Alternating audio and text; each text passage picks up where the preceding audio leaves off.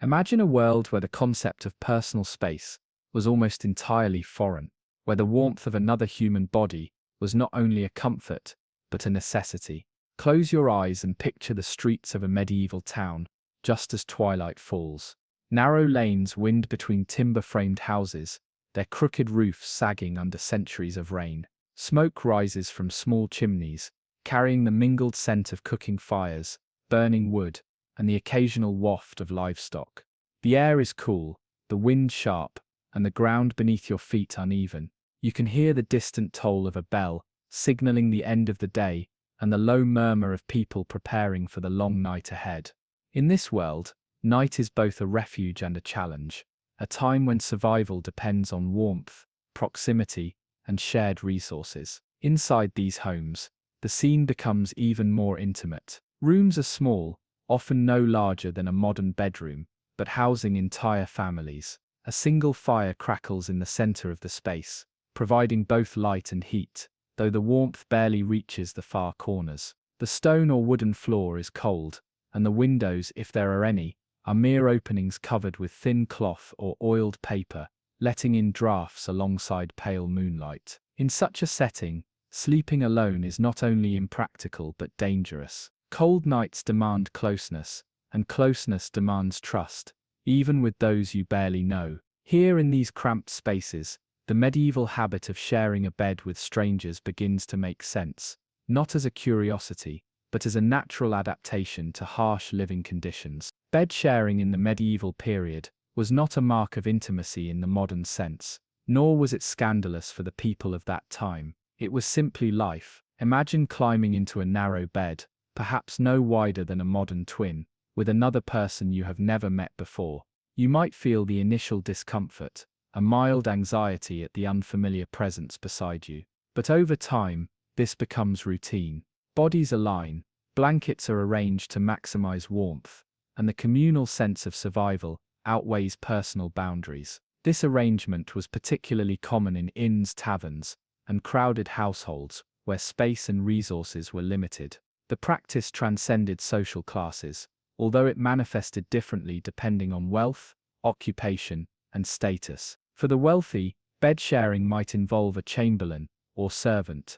For the poor, it could mean sharing a single mattress with multiple strangers. The medieval understanding of personal space and privacy was fundamentally different from ours. Today we retreat to our bedrooms, doors closed, curtains drawn, and often alone. We have bathrooms, heating, and multiple blankets, all designed to insulate us from discomfort. In the medieval world, these luxuries were rare or non-existent. Instead, people relied on each other for warmth, security, and comfort. The physical closeness of bed sharing was normalized because it addressed immediate practical needs. Yet it also fostered a unique social intimacy. Sleeping next to a stranger required a subtle, unspoken etiquette, an understanding of proximity, movement, and boundaries that allowed multiple people to rest in harmony. Consider the sounds and smells of a shared medieval bedroom. The room is quiet, but not silent. The occasional creak of the wooden floor,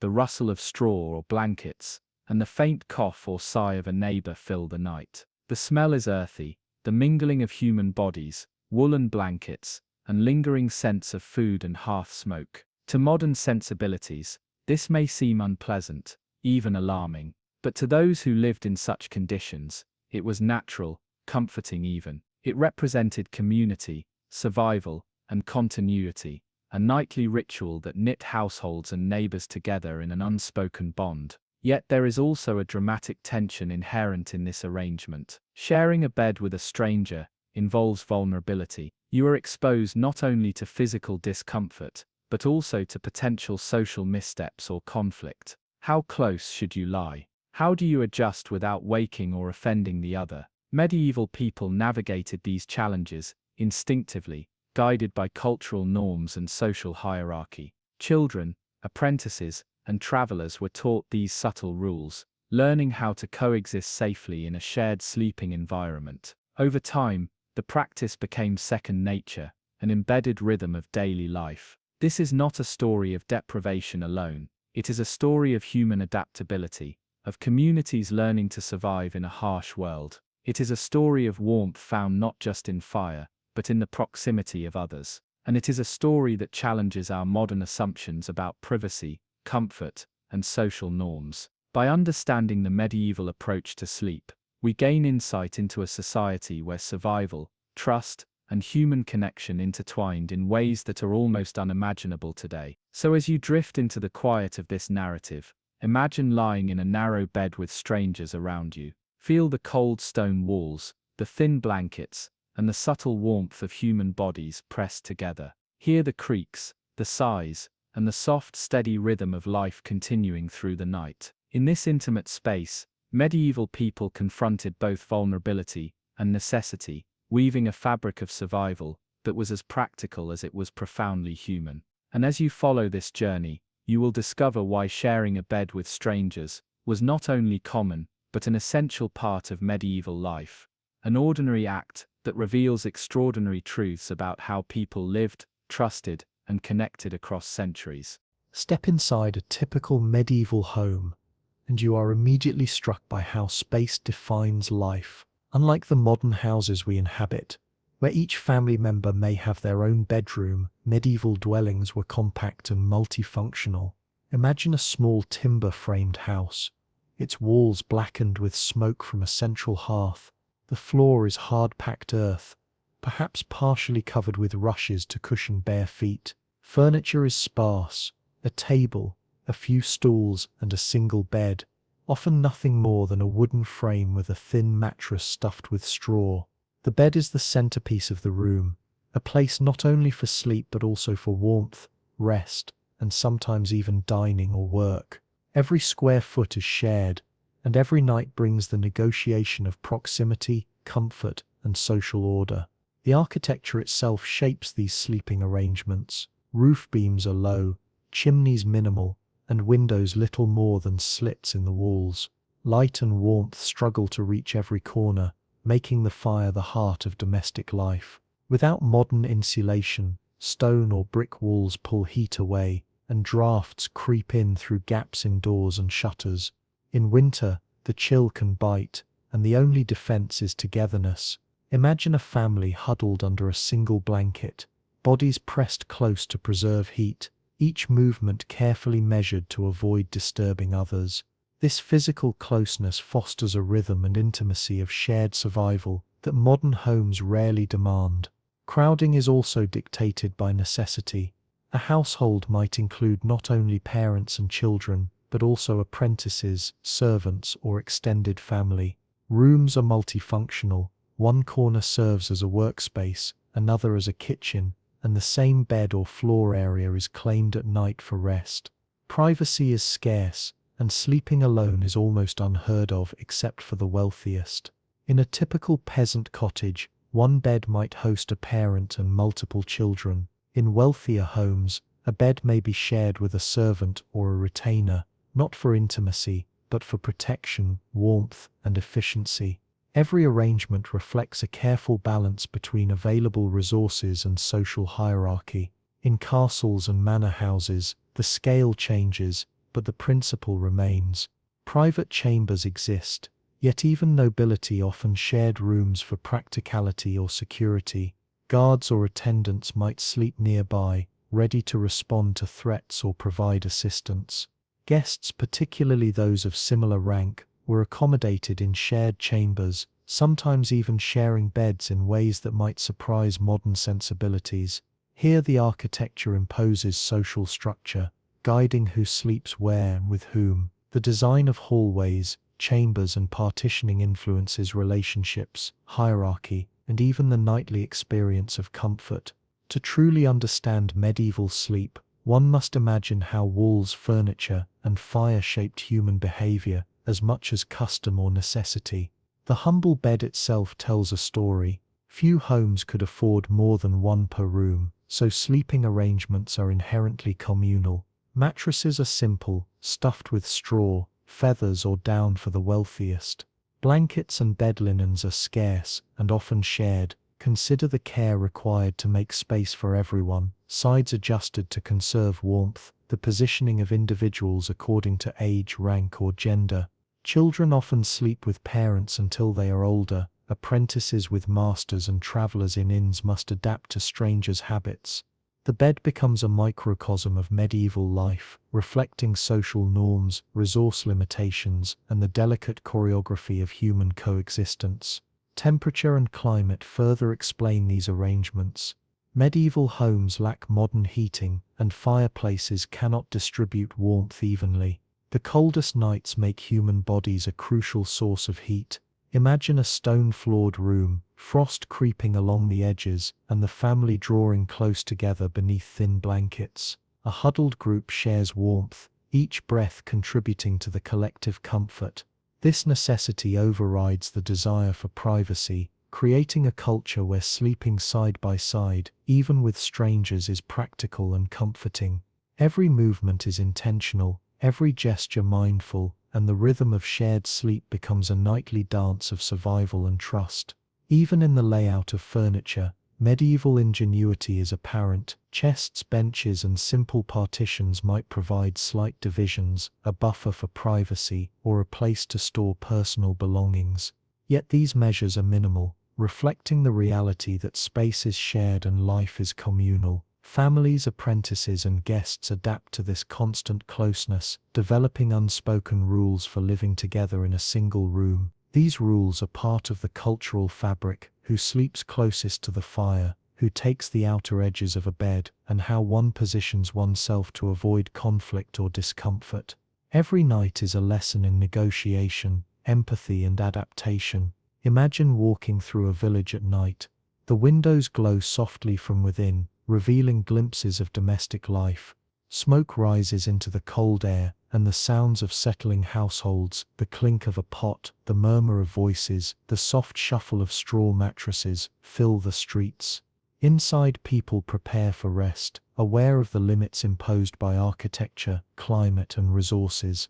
They do not grumble over lack of space or privacy. These are simply conditions of existence, accepted and navigated with skill. The very design of homes and sleeping arrangements teaches resilience, cooperation, and the practical wisdom that governs daily life. The sensory experience is rich. The faint odor of burning wood mingles with straw and human presence. The room is dark except for flickering firelight. Bodies shift gently, creating warmth and rhythm. Children may snuggle close, elders settle into corners, and servants adjust their positions to maintain balance. Every sound, smell, and touch contributes to the immersive reality of medieval sleep. To modern eyes it may seem confining, even chaotic, yet to those who live it, this arrangement is comforting, orderly in its own way, and entirely natural. By understanding medieval homes and sleeping spaces, we begin to see why sharing a bed with strangers was not simply a matter of economics or necessity. It was the logical outcome of environment, architecture, and climate. Close quarters, sparse furniture, and limited warmth create conditions where communal sleep is both practical and essential. It fosters trust, coordination, and a rhythm of life that modern societies have largely forgotten. In every creak of a timber floor, every rustle of blankets, and every breath shared in the night, the medieval household comes alive as a space of adaptation, survival, and quiet intimacy. As we explore these rooms and the lives within them, we start to appreciate the subtle artistry of medieval domestic life. Every inch of space is maximized, every movement intentional, and every sleeping arrangement a negotiation of necessity, comfort, and social structure. The physical world shapes the human experience, teaching lessons in cooperation and resilience. And it is within this intimate, tightly constrained environment that the practice of sharing beds with strangers becomes understandable, natural, and even humane, a reflection of a society that thrived on closeness in both body and spirit. In medieval society, the economy shaped life in ways that are difficult to fully imagine today. Every aspect of daily existence, where one lived, what one ate, how one slept, was dictated by resources, social status, and necessity. Beds in particular were a luxury. Unlike today, where mattresses and blankets are common household items, in the medieval period a bed was a significant investment. Wooden frames had to be crafted by skilled carpenters, often from expensive hardwoods. Mattresses were stuffed with straw, reeds, or, for the wealthy, Feathers, blankets and sheets were costly, made from wool, linen, or rarely, silk. A single bed could represent a substantial portion of a family's annual income. For the poor, owning even one bed was nearly impossible, and sleeping alone was an unimaginable extravagance. Consider a small peasant household in a northern European village. The family may number 6 or 7 individuals, yet the home might contain only a single bed or a few pallets on the floor. Each night, family members must negotiate the limited space, arranging themselves for warmth, comfort, and practicality. A parent might sleep with the youngest children, while older children or apprentices lie on straw mattresses nearby. If guests or travelers arrive, the arrangement becomes even more crowded.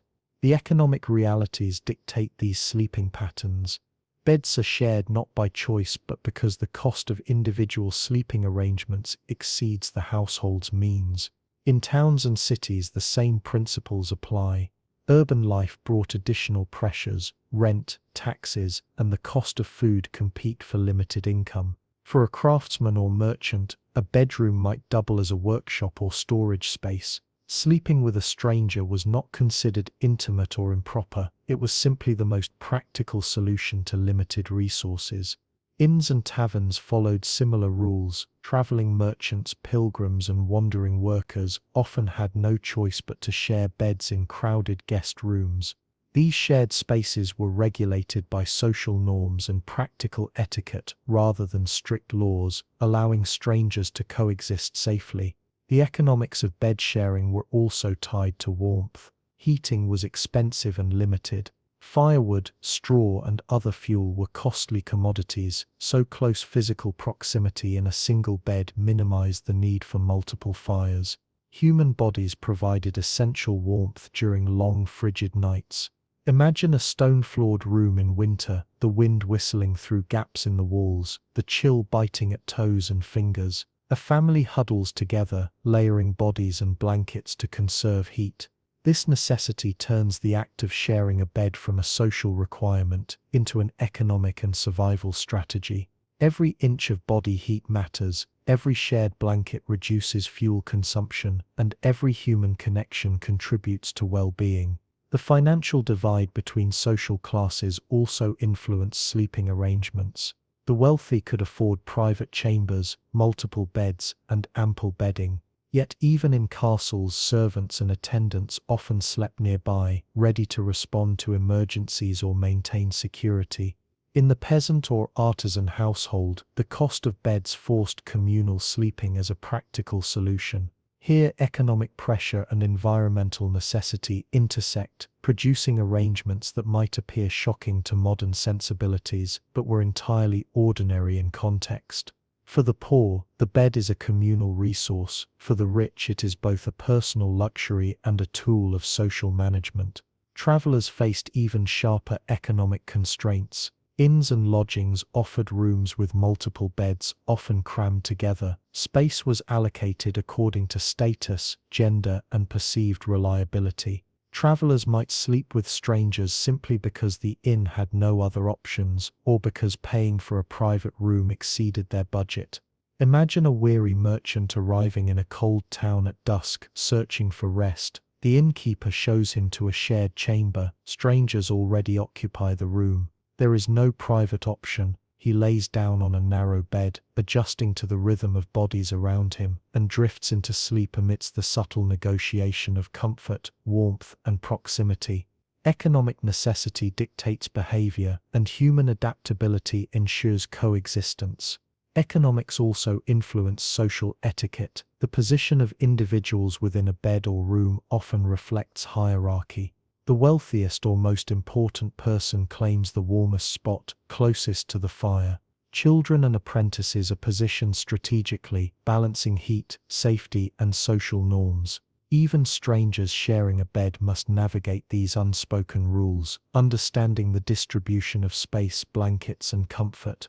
The economy, in this sense, is inseparable from social order. Survival, warmth, and comfort are intertwined with status and custom, producing a delicate choreography of nightly life.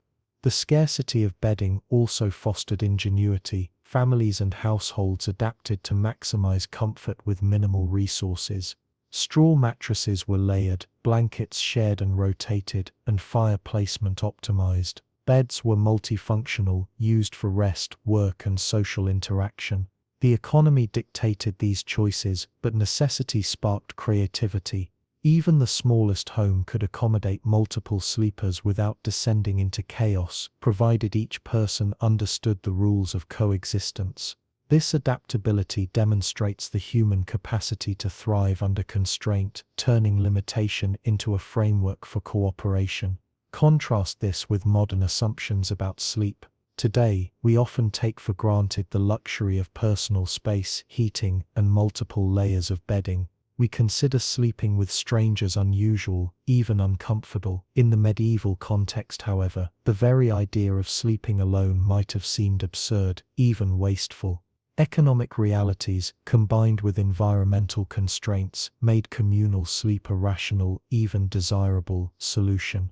People shared beds not only to survive the cold, but also to stretch scarce resources, maintain warmth, and uphold social norms. Every act of closeness is a subtle negotiation of necessity, efficiency, and human connection. Even the poorest individuals found ways to navigate these economic pressures. Traveling laborers or seasonal workers often pooled funds to rent a single bed in a crowded inn. Families saved every scrap of material to construct simple bedding. Every choice is informed by cost, scarcity, and practicality. In this way, the economics of bed sharing are inseparable from the rhythms of medieval life. They shape not only how people slept, but how they lived, interacted, and survived. This understanding transforms our perception of medieval life.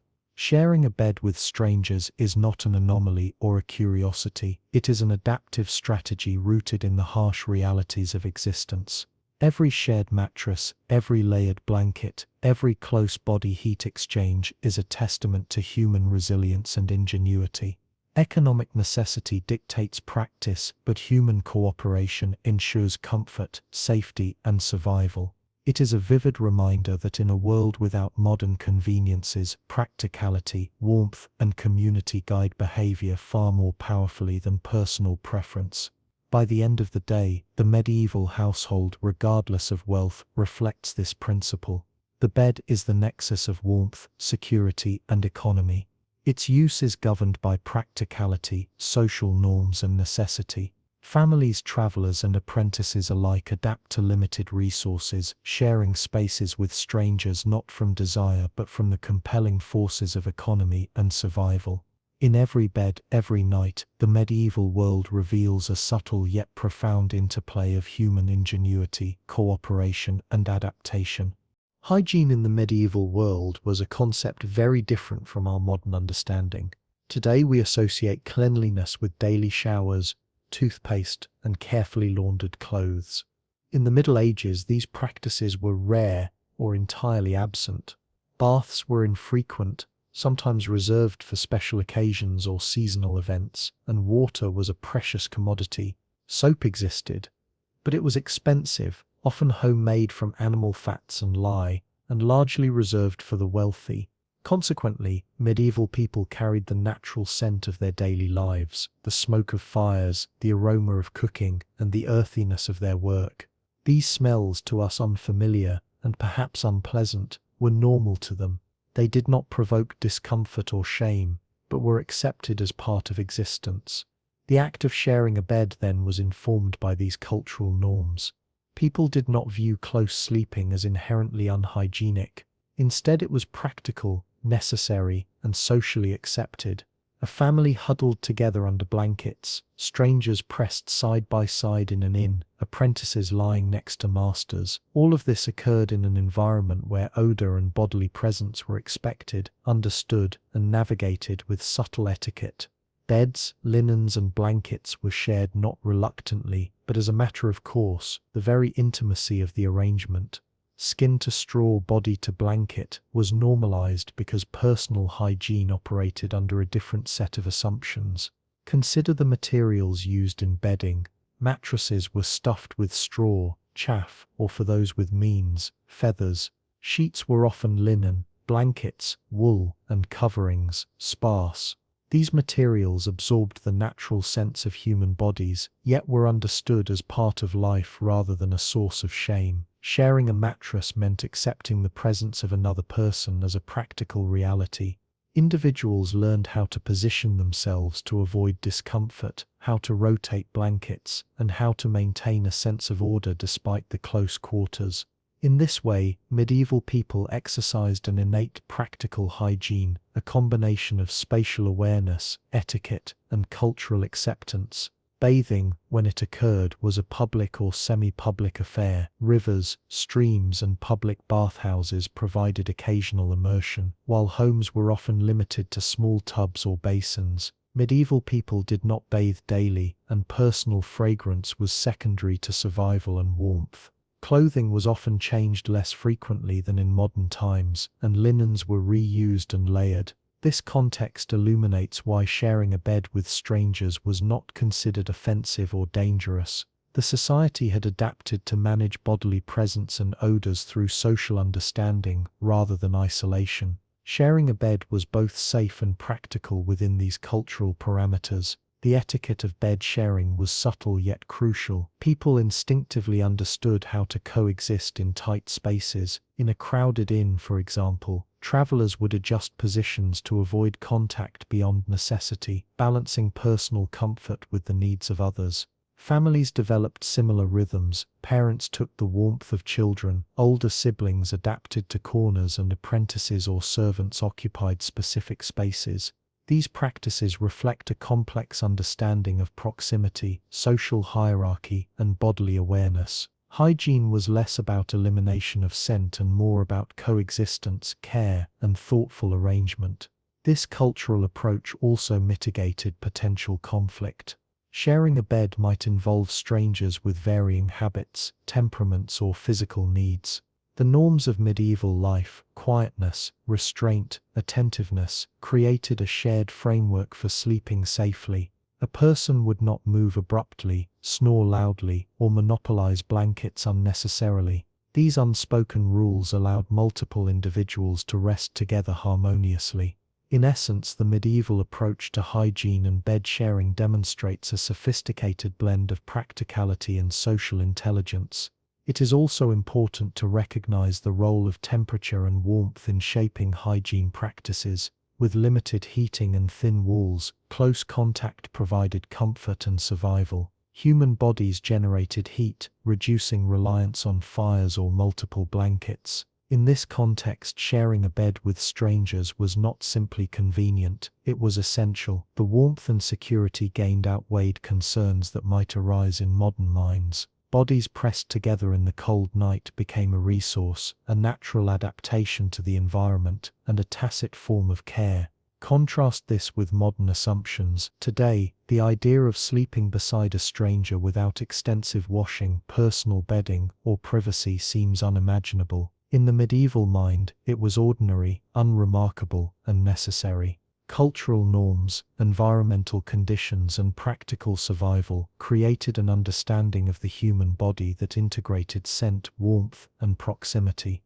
Hygiene was a lived practice, not a standardized rule. Sharing a bed was not a moral or social dilemma, it was a functional and accepted aspect of daily life. Even within wealthy households, the principle holds, though expressed differently. Richer homes could afford more beds, linens, and separate chambers, yet servants and attendants often slept in proximity to their masters or other household members, both for protection and practicality. Beds were still shared according to necessity and social structure. Hygiene in this context was as much about etiquette, duty, and spatial awareness as it was about washing. Knowledge of where to lie, how to arrange blankets, and how to coexist quietly reflected an understanding of human needs that transcended class.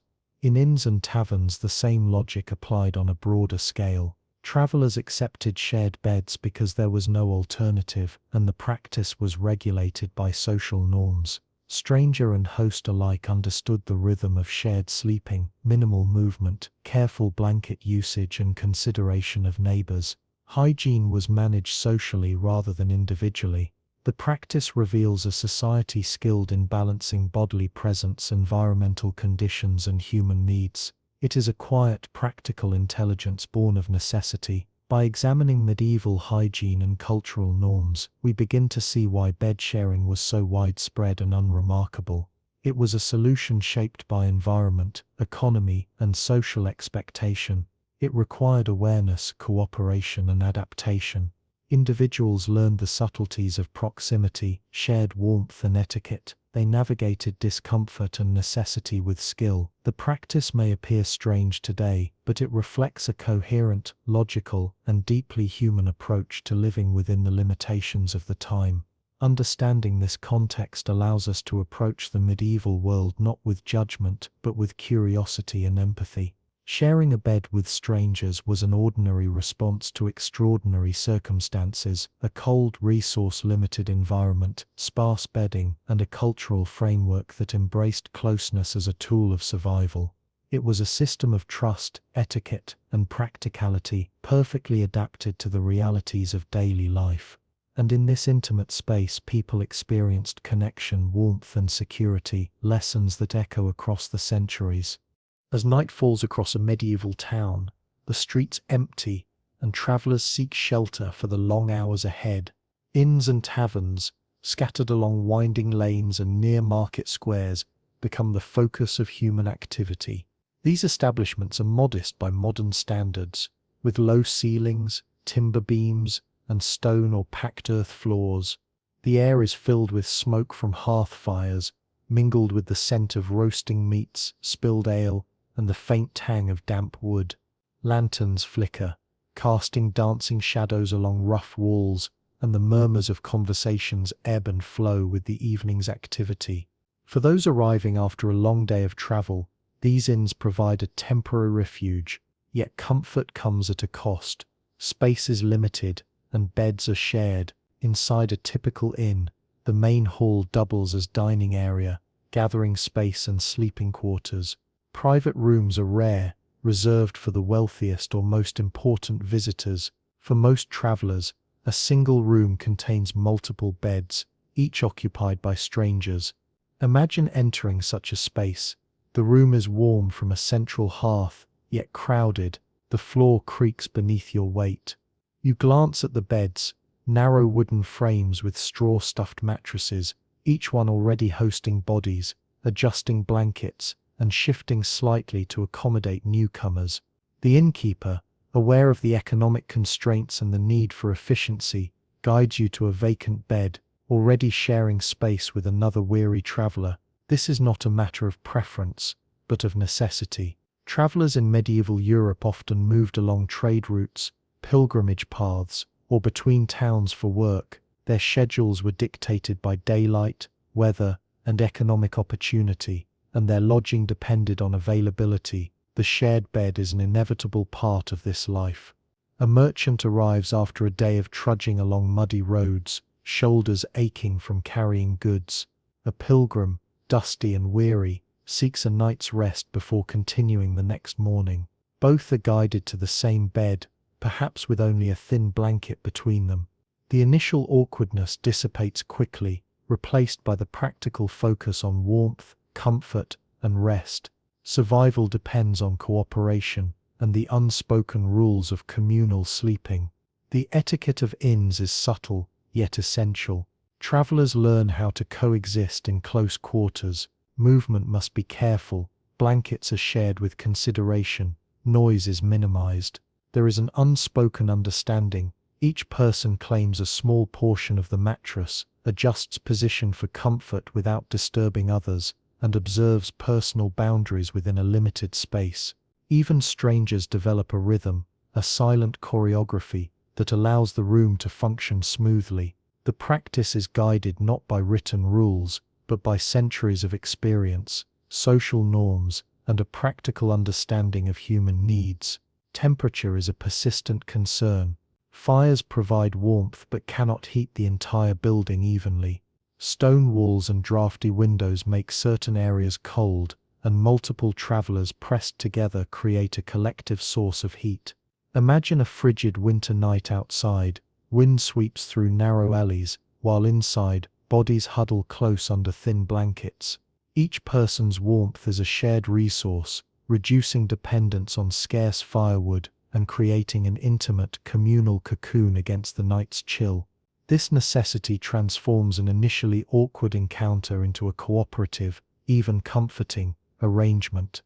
The social dynamics within inns are also fascinating. Travelers come from different towns, backgrounds, and trades. Some may be friends or acquaintances, others are complete strangers, yet the economic reality and the shared need for sleep override potential tension. Respect for proximity, quiet behavior, and practical etiquette ensures that beds function as temporary micro-communities. Strangers may nod politely to one another, exchange brief words about the weather or the roads, and then settle into silence. Within the confines of the room, social hierarchy, personal experience, and practical understanding guide behavior, allowing multiple lives to coexist harmoniously through the night. Crowding is common, particularly during festivals, market days, or religious pilgrimages. Inns are filled beyond capacity, and extra beds may be improvised with straw on the floor. In these situations, sharing a bed with strangers is not unusual, it is a necessity. Travelers adapt quickly, learning how to navigate close quarters without conflict. They develop an instinct for spatial negotiation, which side of the mattress to claim, how to share blankets efficiently, and how to remain undisturbed by the movements of others. This adaptability reflects a broader medieval skill set, human beings learning to survive, cooperate, and maintain comfort in the midst of constraint. Children and apprentices traveling with parents or masters often experience similar arrangements. Families may occupy the same room as unrelated travelers, creating a complex but manageable communal environment. The rhythm of shared sleep, established through necessity, becomes second nature. A child learns to adjust to the presence of strangers, understanding the subtle boundaries of space and movement.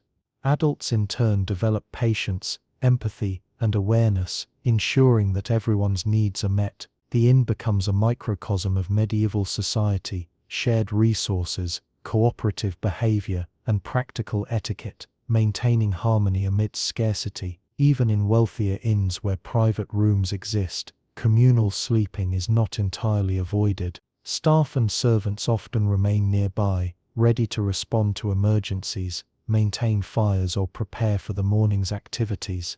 In this way, proximity is functional as well as practical. The arrangement reinforces social bonds, ensures safety, and reflects the broader medieval understanding of human interdependence. Sharing a bed is normalized across economic strata, though the scale and context vary. For the poor, it is unavoidable. For the wealthy, it remains a practical convenience embedded in a larger social framework. Smell, sound, and touch shape the experience. The air is filled with the mingling scents of bodies, straw, fire, and food, the quiet rustle of shifting blankets, the occasional sigh or cough, and the gentle breathing of fellow sleepers create a nocturnal rhythm. Travelers adapt instinctively, learning how to position themselves to minimize disturbance. Over time, this rhythm becomes comforting, transforming a potentially awkward encounter into a shared human experience. The act of sleeping beside a stranger in an inn is not intrusive, it is collaborative, an unspoken agreement rooted in necessity and human understanding. Consider the long-term impact of this practice. Travelers who repeatedly share beds in inns and taverns develop a deep sense of social adaptability. They learn to assess strangers quickly, establish subtle boundaries, and cooperate efficiently. This daily experience fosters patience, empathy, and understanding, qualities essential to navigating medieval society. Sleeping arrangements are thus not only practical solutions but also vehicles for social education, shaping behavior and interpersonal skills in a world where shared resources are a constant reality. By exploring inns, taverns, and the traveler's bed, we begin to understand why shared sleep was so commonplace. It is not merely an anecdote or curiosity, it is a reflection of environment, economy, and social norms converging in everyday life. Beds in these settings are sites of cooperation, warmth, and human connection, where strangers coexist safely and comfortably despite limited space. The experience is both practical and profound, offering a glimpse into the ingenuity, adaptability, and quiet humanity of the medieval world. In the bustling towns and cities of medieval Europe, guilds were central to life, shaping not only trade and labor, but also domestic arrangements. Apprentices, journeymen, and masters often lived together under a single roof, their daily routines intertwined in a rhythm dictated by work, hierarchy, and communal life. Imagine a narrow townhouse or workshop, its walls lined with tools, raw materials, and products awaiting sale or transport. The same space serves as a workplace by day and a sleeping area by night. Beds are limited, mattresses simple, and blankets scarce. The communal arrangement is not a matter of choice, but a necessity, reflecting the economic realities and social structures of the time.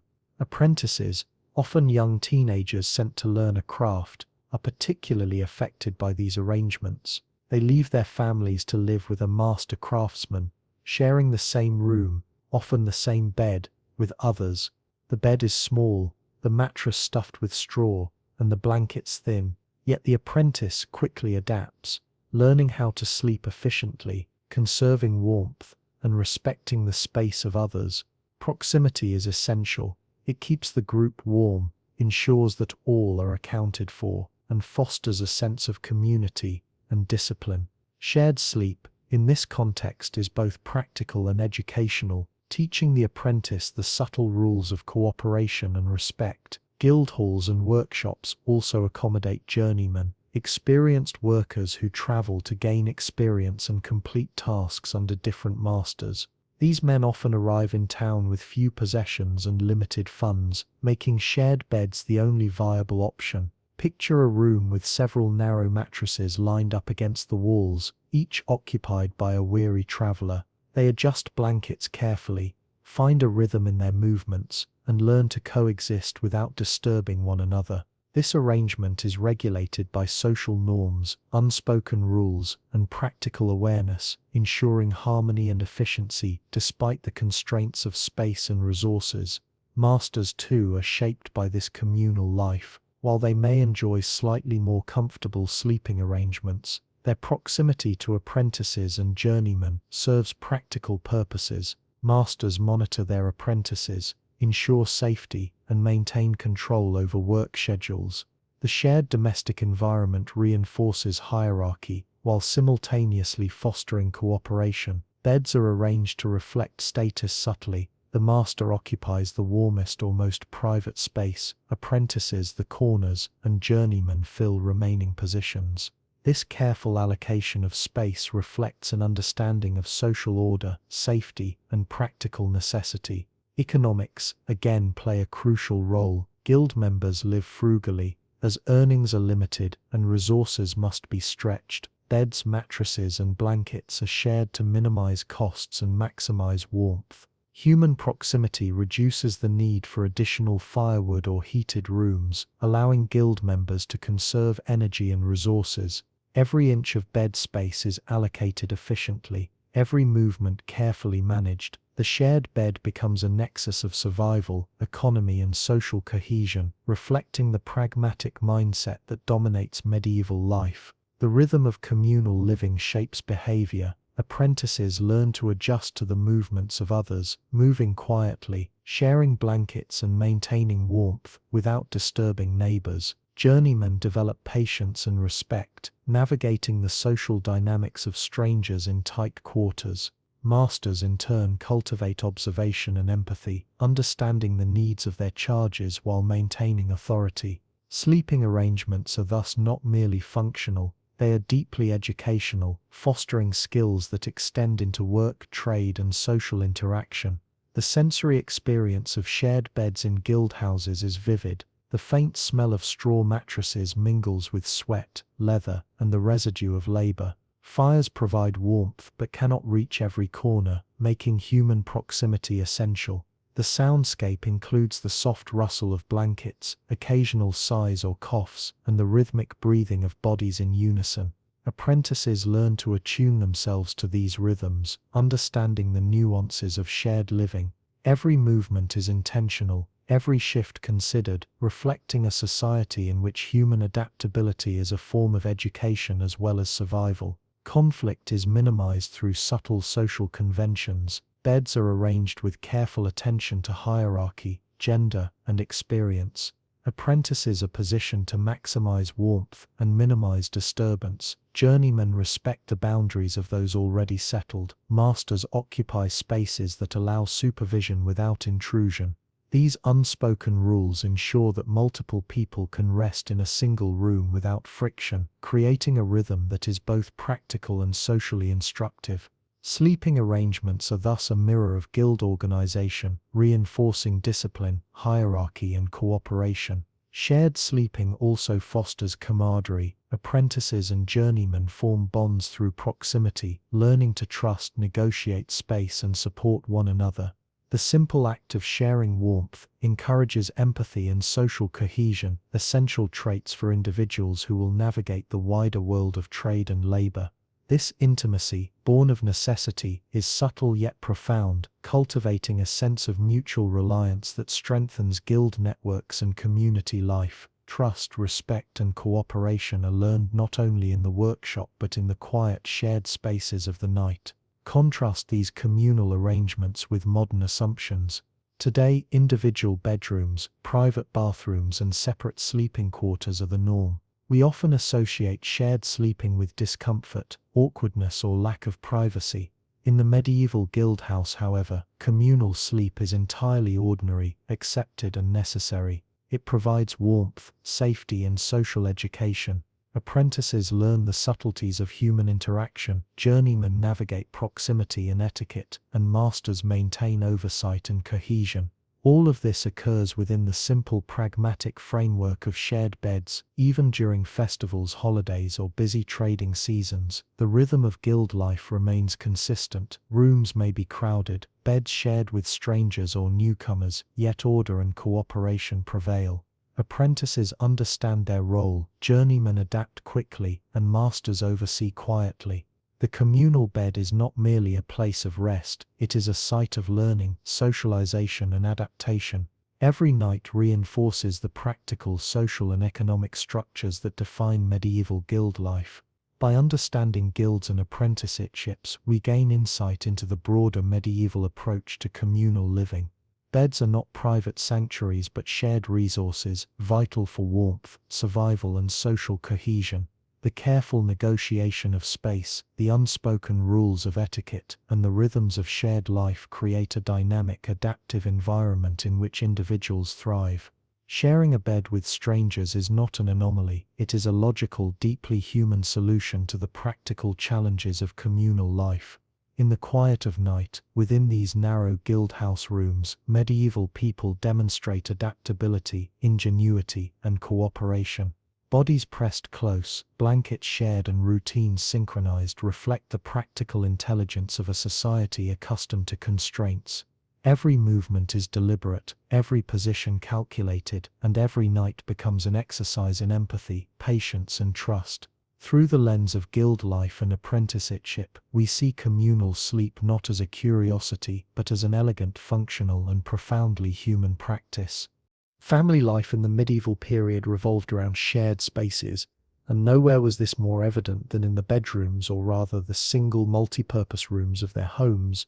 Unlike the modern notion of private bedrooms for each family member, medieval households were compact and multifunctional. Walls were thin, timber or stone, floors often earthen, and furniture minimal. A single bed or a few mattresses served multiple purposes, resting during the night, napping during the day, and even occasionally functioning as a workspace. In such spaces, family members adapted naturally to close proximity. The bed was a locus of warmth, security, and intimacy, binding the household together in ways that modern private rooms rarely do. Parents often shared their bed with the youngest children, who might cling close for warmth, comfort, or reassurance. In the chill of winter, a single fire could not provide sufficient heat for the entire household. Human bodies became living radiators, pressing together beneath thin blankets to conserve warmth. Imagine a mother carefully arranging her children around her, ensuring that each is covered and positioned comfortably. The father may lie nearby, providing additional warmth and security, while older siblings sleep on straw mattresses along the room's periphery. Every movement is deliberate, every shift calculated to avoid disturbance, and every night becomes a subtle negotiation of comfort and care. Children in medieval families learned from an early age the rhythms of shared sleeping. From infancy, they experienced the intimacy of proximity and the discipline of coexisting in limited space. They learned spatial awareness, where to position themselves to avoid discomfort to others, how to share blankets, and how to adapt to the movements of siblings or parents during sleep. This early training fosters empathy, patience, and a practical understanding of social harmony. Sleeping together is not merely a necessity for warmth or space, it is an educational environment where children acquire skills essential to navigating broader society.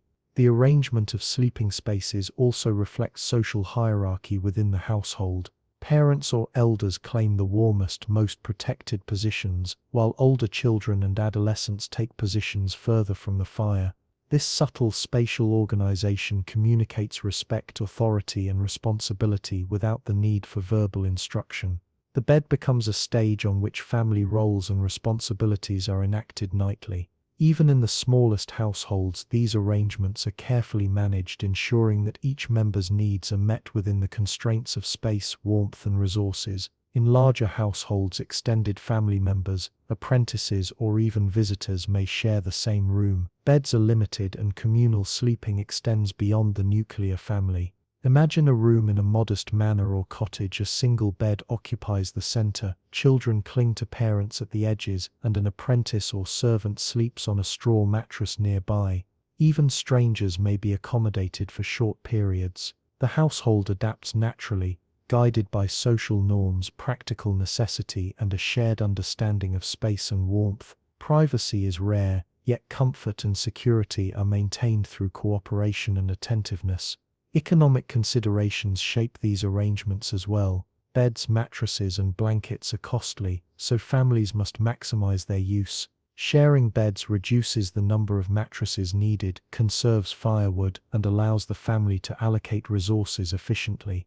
This practical approach does not diminish the quality of sleep, but rather structures it to meet both material and social needs.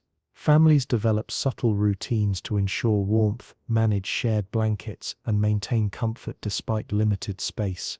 The choreography of nightly rest is as intentional and considered as any daytime activity. Hygiene, as previously discussed, intersects with family sleeping practices. Washing is infrequent and linens are limited, yet these conditions do not prevent close sleeping. Families adapt naturally, developing routines for layering bedding, positioning bodies, and managing the shared space in ways that are both practical and considerate.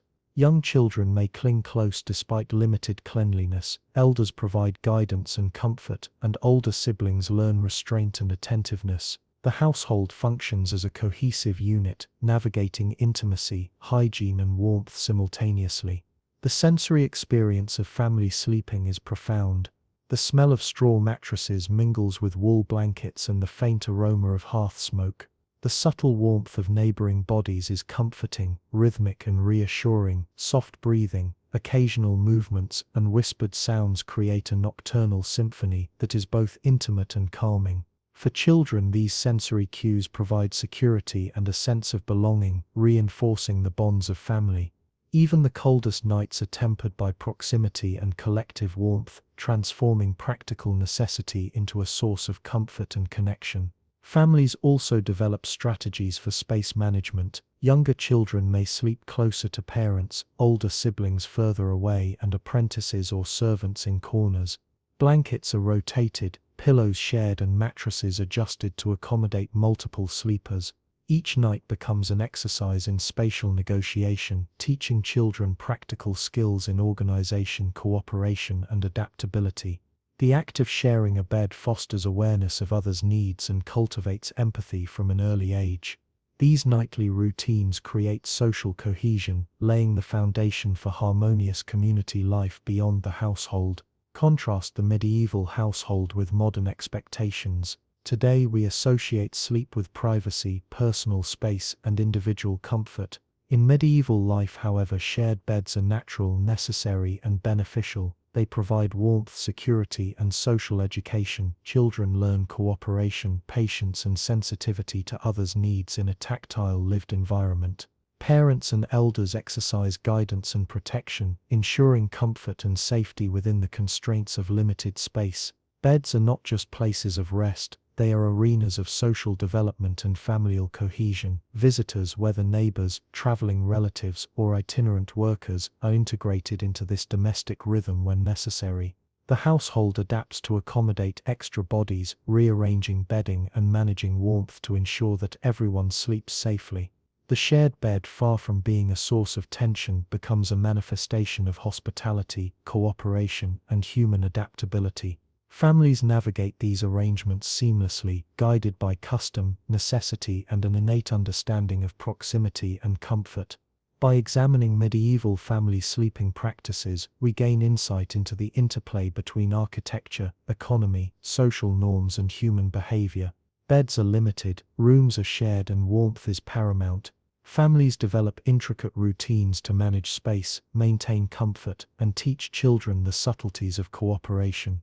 These arrangements reveal a society attuned to the practicalities of daily life, where shared sleep is not a compromise but a functional, intimate, and socially rich experience.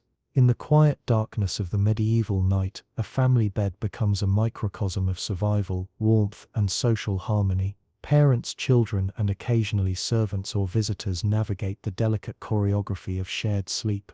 Proximity is both practical and educational, fostering empathy, patience, and social understanding. Every rustle of blankets, every shift of a body, and every shared breath contributes to a rhythm of comfort, security, and familial cohesion. Through this lens, we see shared beds not as an oddity but as an elegant adaptation to the realities of medieval domestic life.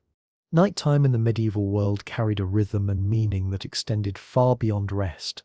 Darkness was not merely the absence of light, it was a time steeped in ritual, superstition, and cultural understanding. For many, sleep was a liminal space, a bridge between the conscious day and the mysterious night, where dreams could hold omens, messages, or warnings.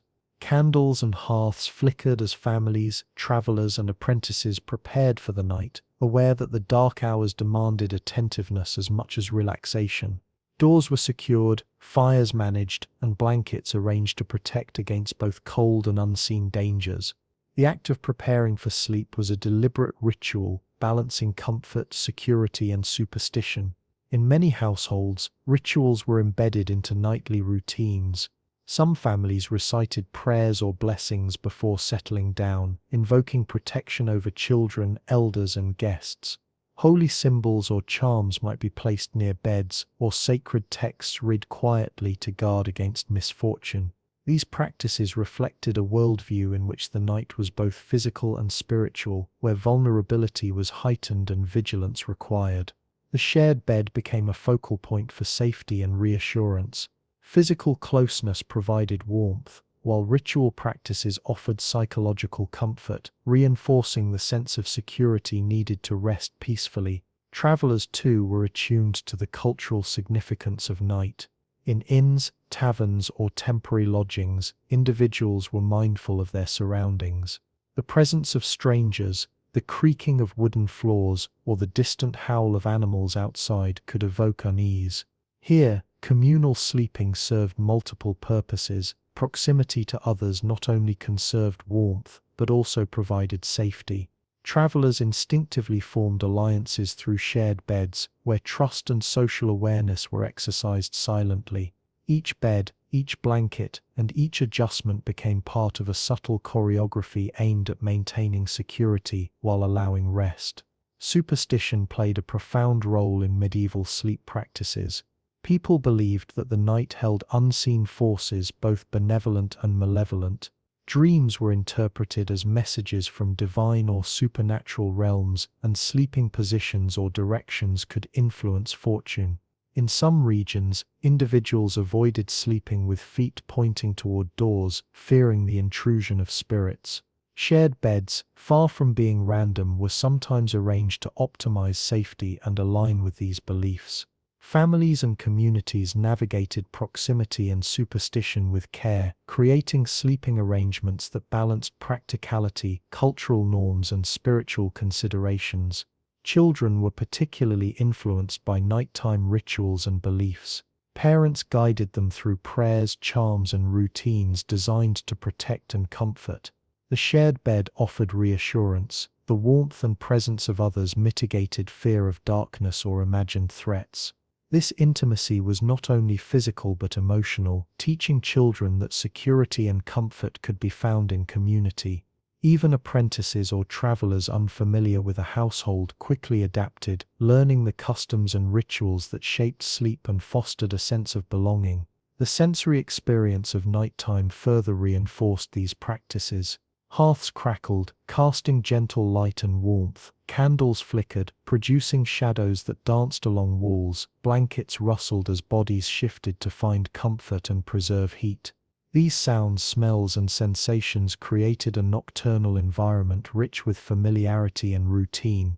Individuals attuned to these cues could rest more easily, understanding the rhythms of movement, warmth, and proximity around them.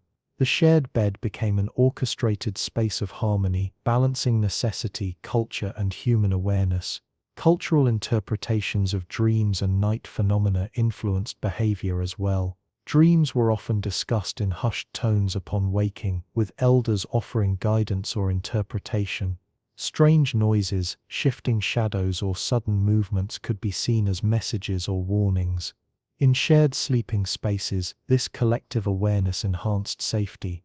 Individuals relied on each other's presence to detect danger, whether real or imagined. The bed, therefore, was both a physical and social tool, enabling rest while fostering vigilance, empathy, and communal observation. Even in urban centers where guilds, apprentices, and extended families lived closely together, nighttime rituals and shared sleep reinforced cohesion. In a crowded workshop or townhouse, multiple beds or mattresses might occupy a single room, yet each night followed a familiar rhythm. Prayers were recited, candles adjusted, blankets arranged, and positions carefully managed. Everyone understood their role within the shared space, ensuring comfort, warmth, and safety. These routines, repeated night after night, created continuity, stability, and a subtle sense of order amidst the unpredictability of medieval life. Travelers often adopted local customs to navigate shared beds safely. A stranger arriving at an inn might observe the household's rituals and adjust accordingly, learning the prayers, positioning, or etiquette expected in communal sleeping arrangements. By participating in these practices, the traveler gained both safety and social acceptance. Proximity and shared warmth became part of a larger cultural framework, where physical closeness was harmonized with spiritual, social, and practical considerations. In this way, bed sharing was not merely pragmatic, it was embedded in the cultural consciousness of the medieval world. Contrast these customs with modern assumptions about night and sleep. Today, darkness is often mitigated by artificial light, and bedtime routines focus on hygiene, screens, and comfort. Medieval individuals, by necessity, engaged all senses, beliefs, and social intelligence in preparing for night. Shared beds served as hubs of warmth, protection, and education, while rituals and superstition provided psychological and spiritual security. Sleep was an experience that engaged the body, mind, and community, blending physical needs with cultural understanding in a seamless nightly practice. Nighttime also functioned as a social equalizer. Within the shared bed, hierarchy softened in small practical ways. Parents, children, apprentices, travelers, and servants all experienced proximity, warmth, and vulnerability together. While social roles remained important, the act of sleeping demanded cooperation, awareness, and attentiveness to others. Even strangers could coexist peacefully, guided by the rhythms, rituals, and norms that defined the night. The shared bed became a space of collective humanity, where necessity and culture intersected in profound, often unspoken ways. By examining nighttime rituals, superstitions, and cultural meanings, we see why shared sleeping was not merely practical but deeply integrated into medieval life. Beds were sites of warmth, safety, and social cohesion. Darkness carried lessons, rituals, and meaning, and proximity fostered cooperation, trust, and emotional security. Sleep was far more than a personal act, it was a communal, cultural, and psychological experience shaped by environment, belief, and human ingenuity. Gender and privacy in medieval sleeping arrangements were negotiated with subtlety, practicality, and social awareness. Unlike modern expectations where separate bedrooms and bathrooms are the norm, medieval society approached proximity with a pragmatic mindset. Men and women, family members and servants, travelers and apprentices often shared rooms, and sometimes beds, under circumstances dictated by necessity rather than preference. The rules of conduct were unspoken but widely understood, boundaries were observed, movements restrained, and etiquette carefully maintained. This system functioned smoothly, relying on social intelligence, awareness, and mutual respect, creating a culture in which shared sleeping was ordinary, safe, and socially acceptable. In family households, gender norms guided sleeping arrangements. Parents or elder family members occupied central or protected positions, while children were positioned according to age and gender. Boys and girls were often separated when possible, though spatial constraints sometimes necessitated closer proximity. Older siblings might sleep together in corners, while younger children nestled near their parents. This arrangement ensured both warmth and modesty, balancing practical needs with social expectations. Families developed these systems instinctively, adapting to the size of the room, the number of occupants, and the cultural standards of propriety. In guild houses, apprentices and journeymen adhered to similar principles. Young men and women, when present in the same building, were accommodated with attention to social norms. Beds were allocated to minimize unnecessary exposure, and movements were regulated by an understanding of modesty. Even strangers who shared space understood the expectations, careful positioning, discreet behavior, and observant awareness of the comfort of others. The emphasis was on harmony, efficiency, and propriety rather than isolation, creating a sense of trust and social order within the communal sleeping environment. In inns and taverns, gender dynamics were particularly delicate. Mixed groups rarely shared beds directly. Men and women were often assigned separate areas when possible. However, in crowded conditions, proximity between genders could occur. Social etiquette guided interactions, movement was measured, eye contact minimal, and conversation subdued. Trust, decorum, and awareness allowed these arrangements to function without conflict.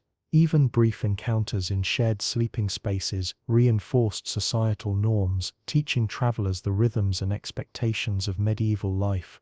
The bed in these cases became both a physical and moral space where practical necessity and social propriety coexisted. Privacy, though limited by space, was maintained through careful routines and etiquette. Individuals learned to navigate shared beds with discretion, adjusting blankets to shield bodies, positioning themselves to avoid unnecessary contact, and maintaining quietude. Sensory awareness played a crucial role, understanding the rhythms of others, breathing, the subtle shifts of movement, and the placement of limbs became essential for maintaining comfort. These skills, learned from childhood or apprenticeship, were vital in navigating communal living successfully. Privacy was not absolute but negotiated skillfully, reflecting an advanced social intelligence. Even small households or single-room dwellings demonstrated these practices. A modest family home might have a single bed for parents and young children, with older children and occasional visitors accommodated on straw mattresses nearby. Gender considerations were balanced with spatial awareness. Beds were positioned to optimize warmth and modesty, and routines ensured minimal disruption. The household functioned as a microcosm of social etiquette, where trust, cooperation, and awareness of others' needs maintained order and comfort. Beds were both practical and symbolic, reflecting the integration of intimacy, social norms, and cultural understanding. The choreography of shared sleep extended beyond gender to age and hierarchy. Elders and heads of households occupied positions of oversight and protection, while younger members adapted their positioning accordingly. Apprentices and journeymen adjusted to masters' preferences, observing subtle rules of proximity and conduct. Even in mixed groups, these hierarchies guided behavior, ensuring that communal sleeping reinforced social order as well as providing warmth and safety. The shared bed became an arena in which social skills, respect and cooperation were exercised nightly. In inns, especially during busy market days or festivals, gender awareness was critical. Women travelers might be accommodated together in one corner of the room, men in another, with partitions or blankets creating subtle divisions. Social norms dictated quiet behavior, minimal intrusion, and attention to shared space. These practices allowed communal sleeping to function effectively while respecting propriety. Trust between strangers was implicit. The simple act of sharing a mattress required attentiveness, consideration, and self-restraint. This cultivated social cohesion and minimized conflict, even under crowded or challenging conditions. Cultural beliefs about modesty and exposure influenced bedding materials and sleeping positions. Blankets were layered strategically, and straw mattresses arranged to maximize coverage. Children were taught early how to position themselves respectfully within shared spaces. Adults modeled behavior through their own careful conduct, teaching apprentices, siblings, and younger family members the principles of discretion, awareness, and mutual respect. The bed became a learning environment where social norms were reinforced silently through observation and practice rather than explicit instruction. Gender dynamics also intersected with age-related expectations. Young women, once of marriageable age, often assumed greater responsibility for modesty, both for themselves and younger siblings. Young men learned restraint and attentiveness, understanding that proximity required both physical awareness and moral conduct. These lessons extended beyond the bed, shaping behavior in work, public spaces, and social interactions. Shared sleeping, therefore, was not only a matter of practicality, but a subtle form of social education, imparting lessons in empathy, respect, and appropriate conduct. Trust was essential in all shared sleeping arrangements. Whether in family homes, guild houses, or inns, individuals relied on one another to observe boundaries, maintain quiet, and respect propriety. Violations of etiquette could cause discomfort or conflict, but adherence fostered harmony and social cohesion. These nightly interactions, repeated over time, strengthened bonds, taught awareness, and reinforced cultural norms.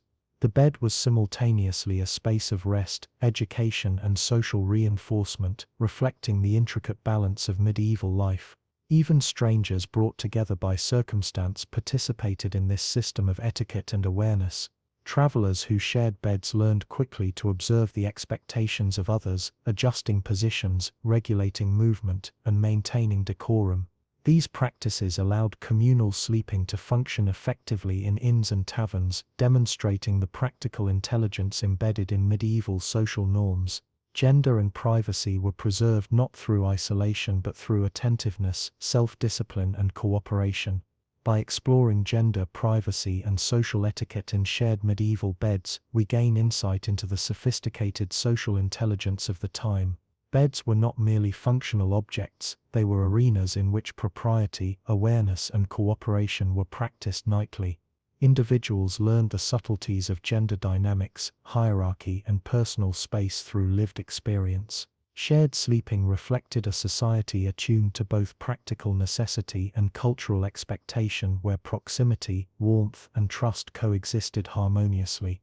Health and disease were constant concerns in medieval society, and shared sleeping arrangements carried both practical benefits and perceived risks. The close quarters of beds, straw mattresses, and communal rooms made people acutely aware of the ways in which illness could spread.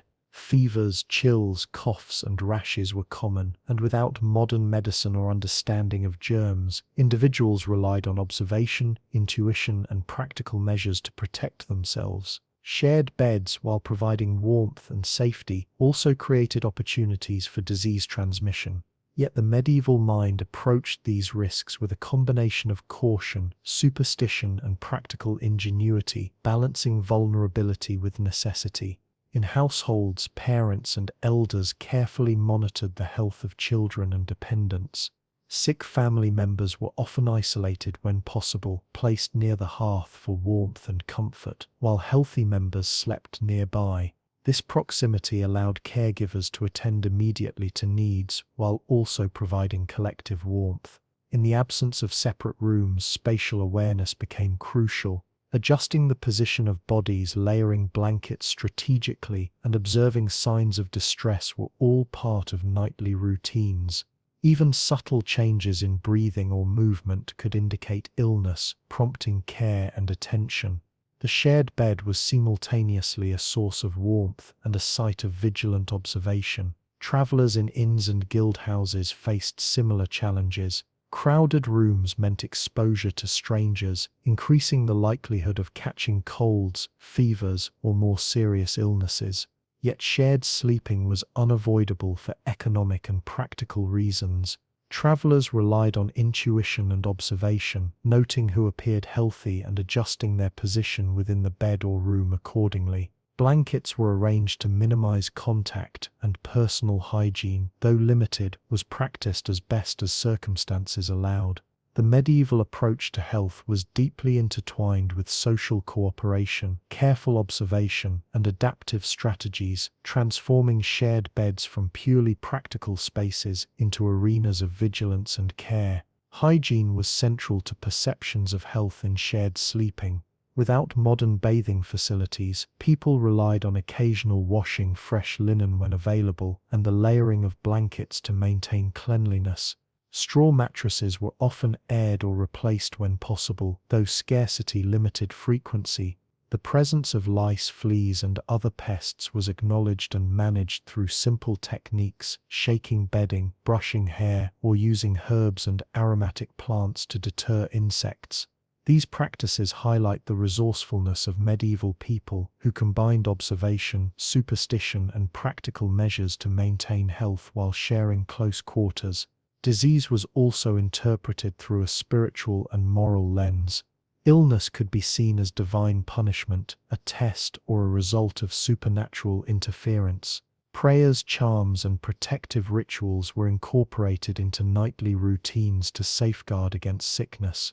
Beds, especially shared ones, became spaces where physical and spiritual health were intertwined. Families recited prayers over children, travelers invoked protection, and apprentices followed the guidance of masters.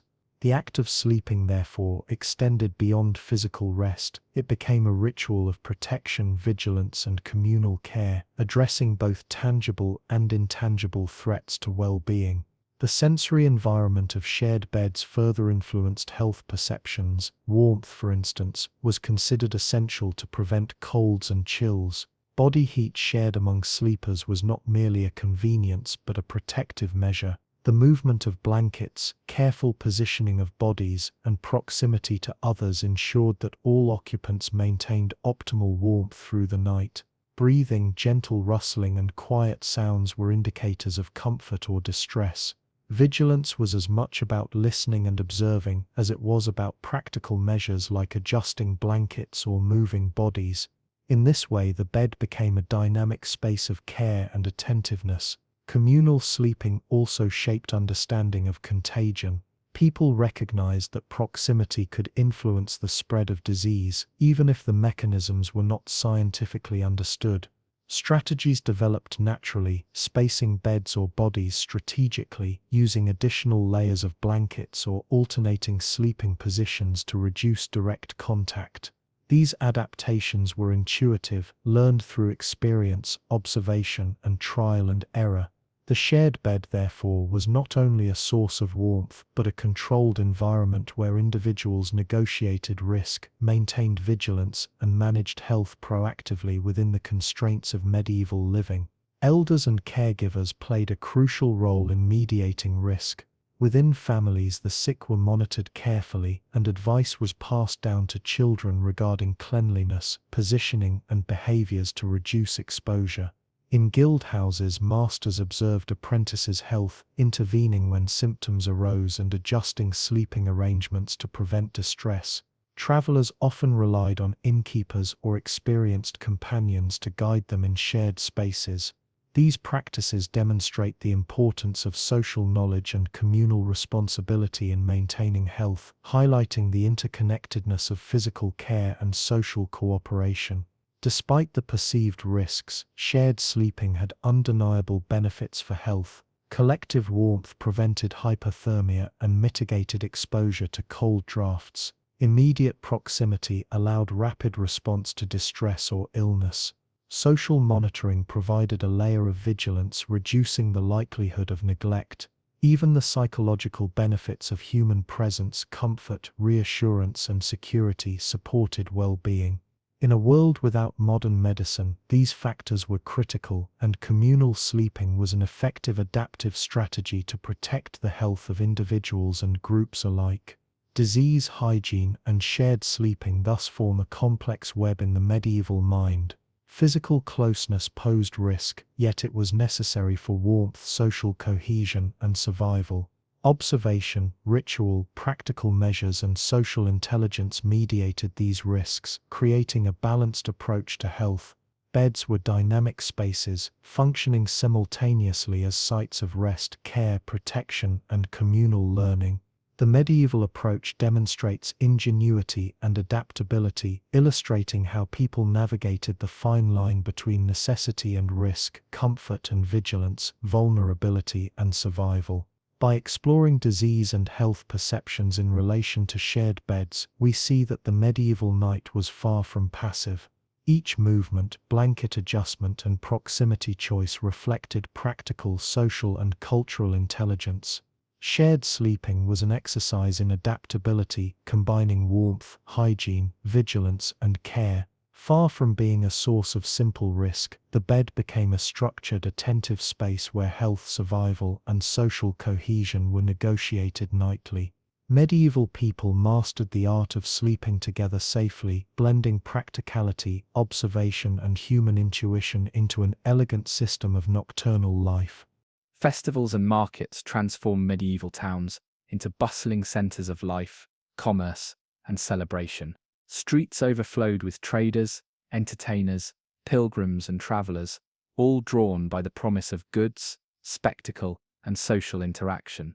Yet, these events created logistical challenges, particularly for sleeping arrangements. Inns, guild halls, and private homes were quickly filled to capacity, forcing individuals to adapt to crowded, often improvised sleeping environments. Beds were shared, mattresses lined up in rows, and even hallways or storerooms could become temporary sleeping quarters. In these situations, communal sleeping became an essential skill, blending practicality, social awareness, and adaptability. Travelers attending festivals often arrived with few possessions, relying on local hospitality or the availability of temporary accommodations. Inns, already limited in space, struggled to accommodate the influx, compelling guests to share rooms and beds. Imagine a long hall filled with straw mattresses, travelers adjusting blankets carefully to maximize warmth, while elders or innkeepers monitored the arrangements to maintain order. Strangers slept side by side,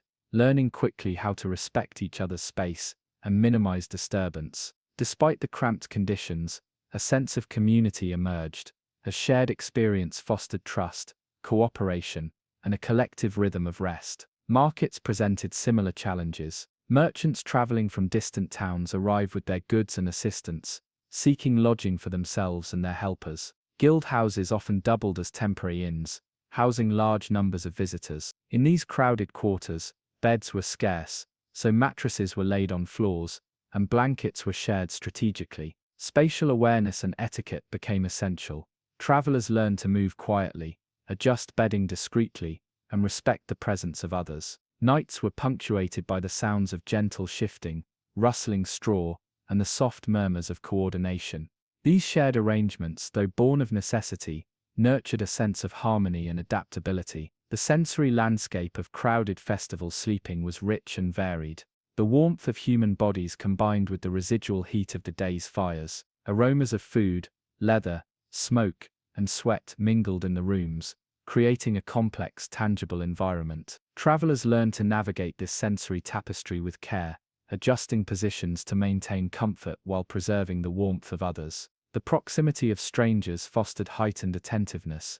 sharpening social awareness and reinforcing communal bonds. Even in crowded, imperfect conditions, medieval people cultivated a rhythm of sleeping that was both practical and socially coherent. Festivals also required attentiveness to social hierarchy and respect. Wealthier travelers or important guild members might occupy slightly elevated positions, closer to the warmth of a hearth, or in a less crowded corner, while assistants or less prominent individuals adapted to remaining spaces. Even in the midst of communal sleeping, subtle markers of status were observed, ensuring that social order coexisted with practicality. These arrangements reinforced the societal norms that governed daily life, demonstrating that etiquette and hierarchy extended into nocturnal spaces, as naturally as they did into marketplaces or guild halls. Children and families participating in festivals had to adapt as well. Families traveling together often shared beds or mattresses with friends,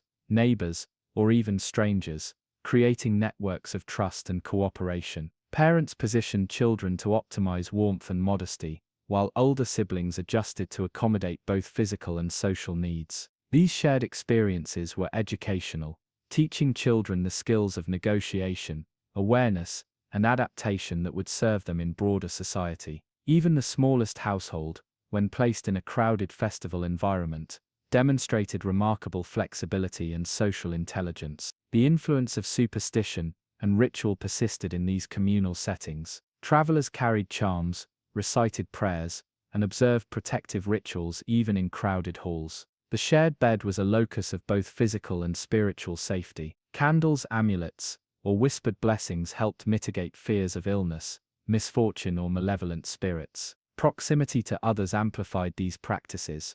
Watching an elder recite a prayer, observing the careful placement of blankets, or hearing whispered guidance reinforced communal understanding and psychological security. In this way, crowded sleeping spaces were both practical and culturally resonant. Guilds played a crucial role in managing crowded sleeping arrangements during festivals. Masters and experienced members oversaw the allocation of beds, ensuring that apprentices, travelers, and family members had appropriate space. Efficiency, warmth, and safety were prioritized, and social order was maintained through observation and subtle guidance. Even strangers could rely on the shared knowledge of seasoned guild members to navigate proximity, etiquette, and personal comfort. The guild hall therefore became a hub of organization, teaching visitors and newcomers the unspoken rules of communal living during high-demand events. Crowded sleeping spaces also highlighted the adaptability of medieval people. They adjusted routines to maximize comfort, rotating blankets, layering mattresses, and synchronizing movements to avoid disturbance. Travelers quickly learned the subtle signals of proximity, how to share warmth without encroachment, how to move quietly, and how to participate in collective vigilance against theft, fire, or illness. These adaptive behaviors demonstrate the sophistication of medieval social intelligence, where necessity and cooperation combine to create functional, harmonious living spaces under challenging circumstances. Even in the most crowded halls, shared sleeping fostered empathy and cooperation. Travelers learned to anticipate others' needs, respect boundaries, and coordinate movements. Families, apprentices, and strangers developed mutual understanding, guided by observation, experience, and shared norms. Nights became a microcosm of the broader festival, reflecting the rhythms of social interaction, the challenges of shared resources, and the necessity of collaboration. Each shift, each adjustment, and each whispered coordination reinforced communal bonds, transforming a practical solution into a subtle shared cultural experience. Contrasting these arrangements with modern expectations underscores their uniqueness. Today we associate festivals and travel with private accommodations, hotels, or separate sleeping quarters. Medieval people, however, thrived in proximity, relying on social intelligence, attentiveness, and collective experience. Crowded beds, shared blankets, and layered mattresses were not mere compromises. They were well-orchestrated systems of adaptation, education, and social cohesion. The shared bed during festivals exemplifies the medieval capacity to transform necessity into a structured, cooperative, and even comforting environment. The interplay of warmth, vigilance, etiquette, and trust during festival nights highlights the elegance of medieval communal sleeping practices. Individuals navigated physical closeness, social hierarchy, and cultural expectations simultaneously. Shared beds were not chaotic or uncomfortable, but carefully managed spaces fostering cooperation, resilience, and human connection. Festivals, with their crowded inns, bustling guild halls, and transient visitors, illustrate the adaptability and intelligence of medieval people, who balanced necessity, comfort, and social harmony in the simplest, yet most profound of ways: the act of sleeping together. Medieval cities were bustling centers of commerce, craft, and social life, yet they were often overcrowded, with narrow streets, dense housing, and limited space. Urban living presented unique challenges for sleeping arrangements. Homes were small, often consisting of a single room, and families, apprentices, and lodgers shared every corner. Beds, straw mattresses, and simple blankets were allocated with precision, and the rhythms of the night were carefully orchestrated. Urban residents quickly learned to navigate proximity, manage warmth, and maintain order, despite the pressing constraints of space, creating a nocturnal world defined by both necessity and social intelligence. The nighttime economy influenced urban sleeping patterns. Many residents worked long hours in workshops, markets, or taverns, returning exhausted to shared quarters. Others, such as night watchmen, bakers, or innkeepers, maintained activity through the hours of darkness. Shared beds provided essential rest, yet they also required coordination. Families and lodgers synchronized schedules to maximize the availability of sleeping space, often dividing rest into shifts. Imagine a narrow urban room with a single bed, children pressed close to parents, apprentices on straw mats, and a lodger quietly awaiting their turn. The choreography of rest was subtle, deliberate, and adapted to the rhythms of the city. In multi-family houses or tenements, the complexity increased. Multiple households might occupy a single building, sharing hallways, rooms, and sometimes bedding. Privacy was minimal, yet routines minimized disruption. Residents became adept at navigating spatial constraints, positioning bodies carefully, managing blankets, and observing the movements of neighbors. This attentiveness extended to health and comfort, as warmth, ventilation, and hygiene had to be balanced carefully. Urban shared sleeping required both practical skill and social intelligence, ensuring that multiple occupants could coexist harmoniously within tight quarters. Apprentices living in workshops or guild houses were immersed in communal sleeping from a young age. Their beds were often simple straw mattresses, lined up in rows, while masters or senior apprentices occupied slightly elevated or more protected positions. Even in these confined spaces, gender hierarchy and social etiquette guided behavior. Younger apprentices learned to manage proximity, maintain personal modesty, and observe the needs of others, while masters oversaw order and fairness. These environments served as both educational spaces and practical solutions to urban spatial constraints, teaching resilience, cooperation, and attentiveness through the nightly routine. The urban night was rich in sensory detail, which shaped the experience of shared sleeping. The faint smell of smoke from nearby hearths mingled with the aroma of fresh bread, sweat, and wood. Sounds of distant carts, street cries, and nocturnal animals echoed through narrow alleys. Inside the home, the gentle breathing of co-sleepers, the rustling of blankets, and the subtle creak of boards created a complex auditory environment. Residents adapted naturally, learning to rest amidst the interplay of human and urban sounds. Shared sleeping spaces became a dynamic balance of awareness, comfort, and adaptation, where each occupant's behavior influenced the quality of rest for all. Nighttime hygiene and health remained critical concerns. Urban overcrowding heightened the risk of disease, yet medieval residents developed strategies to mitigate these risks. Bedding was layered, straw mats aired, and bodies positioned to minimize contact with potential illness. Families observed signs of fever, distress, or discomfort, responding immediately to protect the vulnerable. Even in crowded tenements, vigilance, observation, and practical measures ensured that shared sleeping could function safely. The bed was both a place of rest and a monitored environment where care, attention, and practical knowledge intersected with necessity. Economic considerations shaped sleeping arrangements as well. Beds, mattresses, and blankets were expensive, so households maximized usage through shared arrangements. Lodgers or apprentices contributed to costs or labor and in return received warmth and shelter. Shared sleeping allowed families to allocate resources efficiently, ensuring survival in dense, expensive urban environments. Every decision regarding bedding, positioning, and routine reflected both practical calculation and social awareness, creating a system that balanced material limitations with human comfort. The interplay between safety and exposure was central to urban sleeping. Narrow streets and densely packed homes increased the risk of theft, fire, or social unrest. Beds near walls or hearths provided protection, while proximity to trusted family members or lodgers ensured rapid response in emergencies.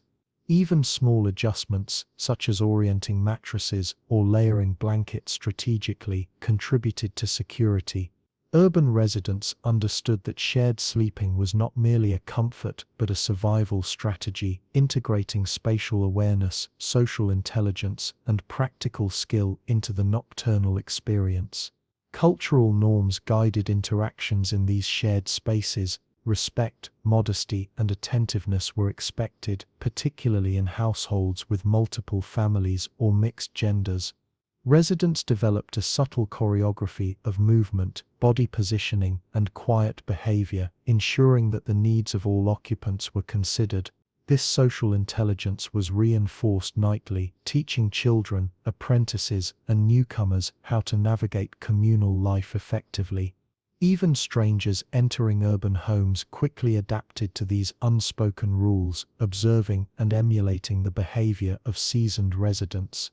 The urban night also reinforced community bonds. Families and lodgers sharing close quarters learned empathy, patience, and cooperation.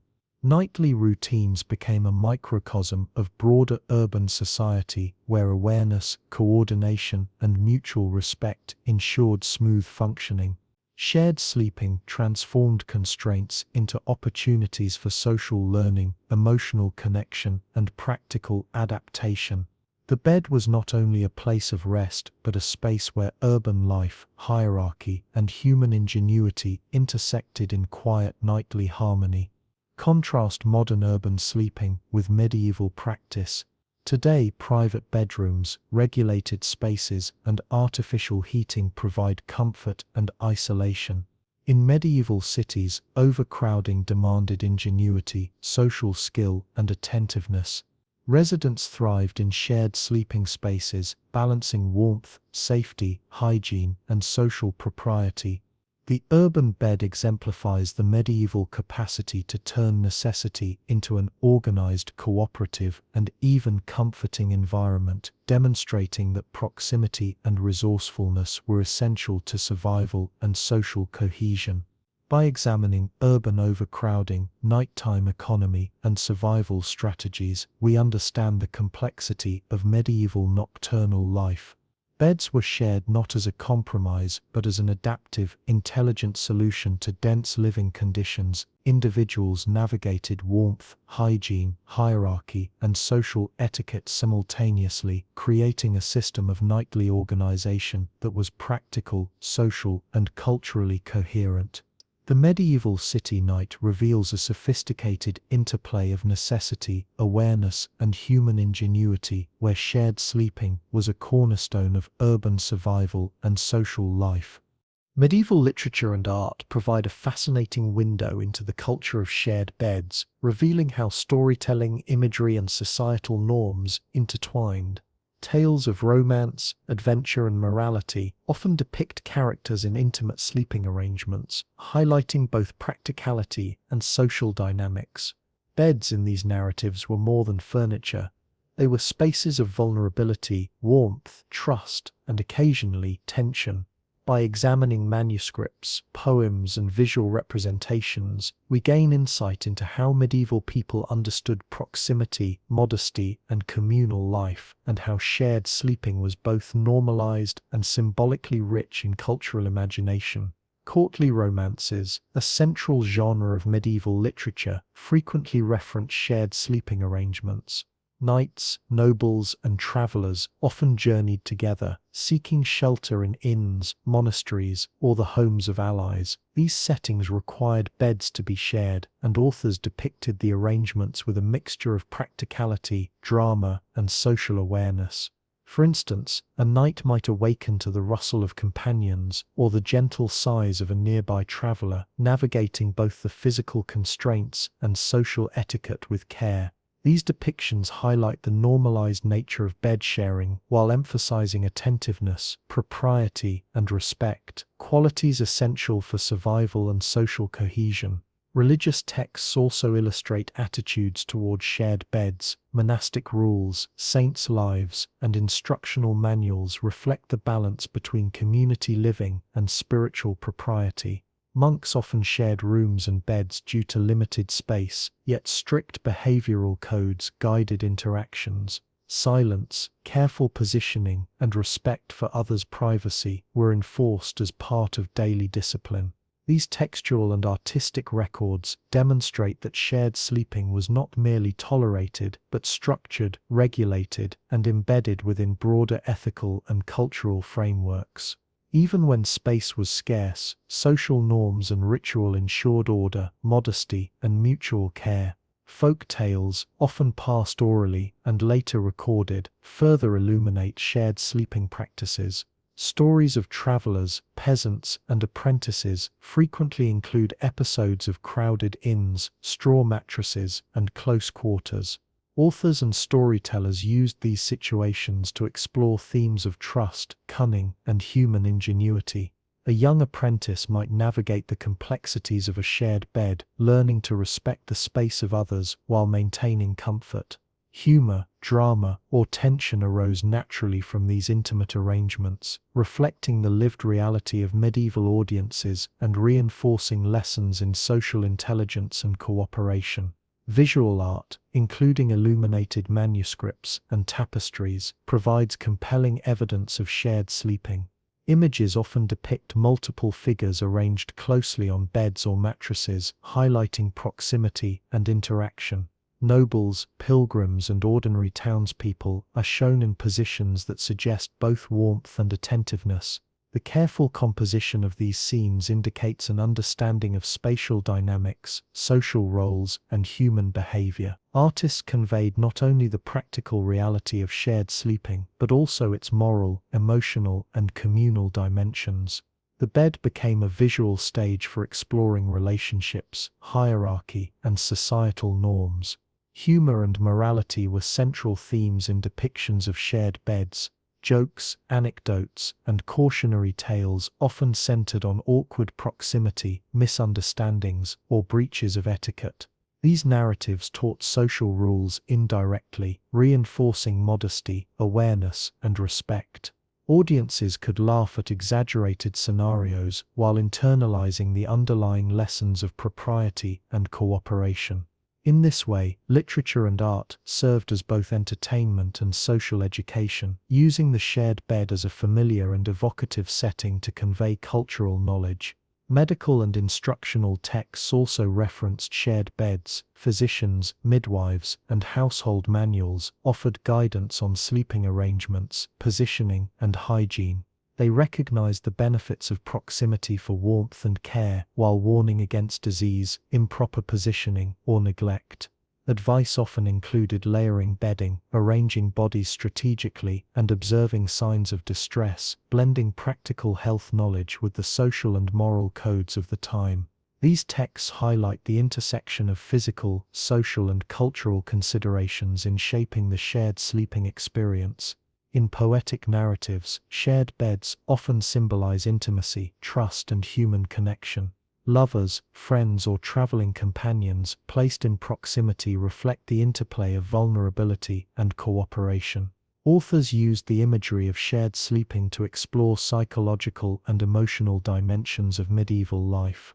The rustle of blankets, the warmth of bodies, and the careful positioning of occupants are described with sensitivity and attention to detail, evoking a tangible sense of experience.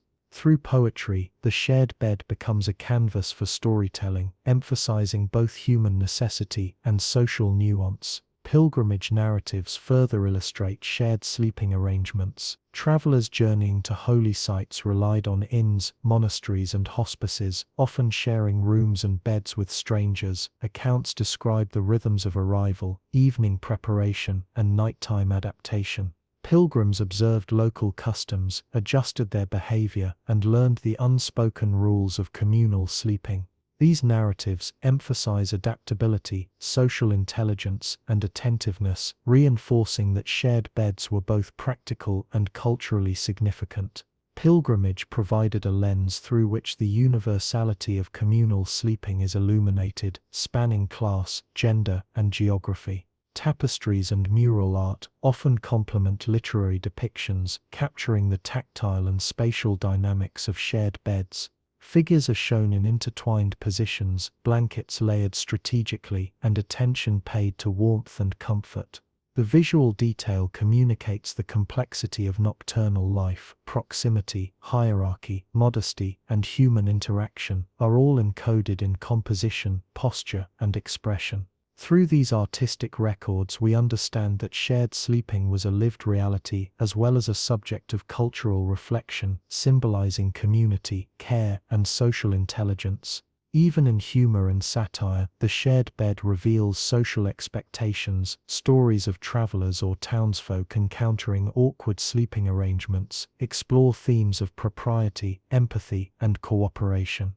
Characters navigate movement, adjust blankets, and maintain modesty, teaching audiences the unspoken rules of conduct. Humor softened the lessons, making them memorable, while reinforcing the importance of attentiveness, respect, and social harmony. Literature, art, and folklore together construct a rich tapestry of medieval understanding, showing that the bed was a site of learning, reflection, and social interaction. Comparing these narratives with modern perspectives highlights their cultural specificity. Today, privacy and separation are often assumed, yet medieval stories normalize proximity and cooperation. The shared bed becomes a lens through which we observe adaptability, social intelligence, and cultural continuity. Through literature, art, and folklore, we see a society attuned to both physical necessity and social nuance, where beds were arenas for human interaction, education, and moral reflection. The medieval imagination embraced the shared sleeping experience, blending practicality with narrative richness. By exploring cultural narratives, literature, and artistic depictions, we gain insight into the lived and imagined worlds of medieval people. Shared beds were more than physical spaces, they were stages for teaching, observing, and experiencing social norms, hygiene, gender dynamics, and emotional intelligence. Literature, visual art, and folklore together illuminate the layers of meaning, transforming the simple act of sleeping together into a lens for understanding medieval life, human connection, and cultural imagination. The bed emerges as both a practical necessity and a symbolic space, reflecting the sophistication and adaptability of medieval society. The transition from medieval shared sleeping to more private arrangements unfolded gradually, shaped by social, economic, and cultural changes. By the late Middle Ages and into the early modern period, shifts in household structure, wealth distribution, and urban development began to influence how people slept. Growing prosperity allowed families to afford more beds, separate rooms, and larger houses. These material changes fostered an emerging expectation of privacy, creating the conditions for distinct bedrooms and individualized sleeping spaces. Yet the shift was uneven, and shared beds persisted in many households, inns, and guild houses for practical and social reasons. Rising concerns about morality and modesty further accelerated the movement toward private sleeping. Religious, legal, and cultural authorities increasingly emphasize sexual propriety, decorum, and the protection of the family unit. Shared beds, once seen as natural and practical, were recast in moral and ethical terms. Educational texts and conduct manuals began to instruct families on separate sleeping for children, husbands and wives and servants. The narrative framed privacy as a marker of social refinement, personal virtue and civilized living. Cultural attitudes shifted subtly but profoundly, redefining the bedroom as a site of intimacy, propriety and social distinction. Economic development played a crucial role in transforming sleeping arrangements. As towns expanded, wealthier households could invest in larger homes with multiple rooms, enabling separate beds for family members and guests. The rising merchant class, guilds and nobility had the resources to construct or acquire private chambers. Even artisans and small-scale tradespeople began to adopt modest divisions in sleeping space when feasible. This material capacity was paired with emerging social ideals. Privacy, individual comfort and separation were increasingly associated with status, respectability and civilized living. Beds became both functional furniture and markers of refinement. Shifts in medical thought also influenced perceptions of shared sleeping.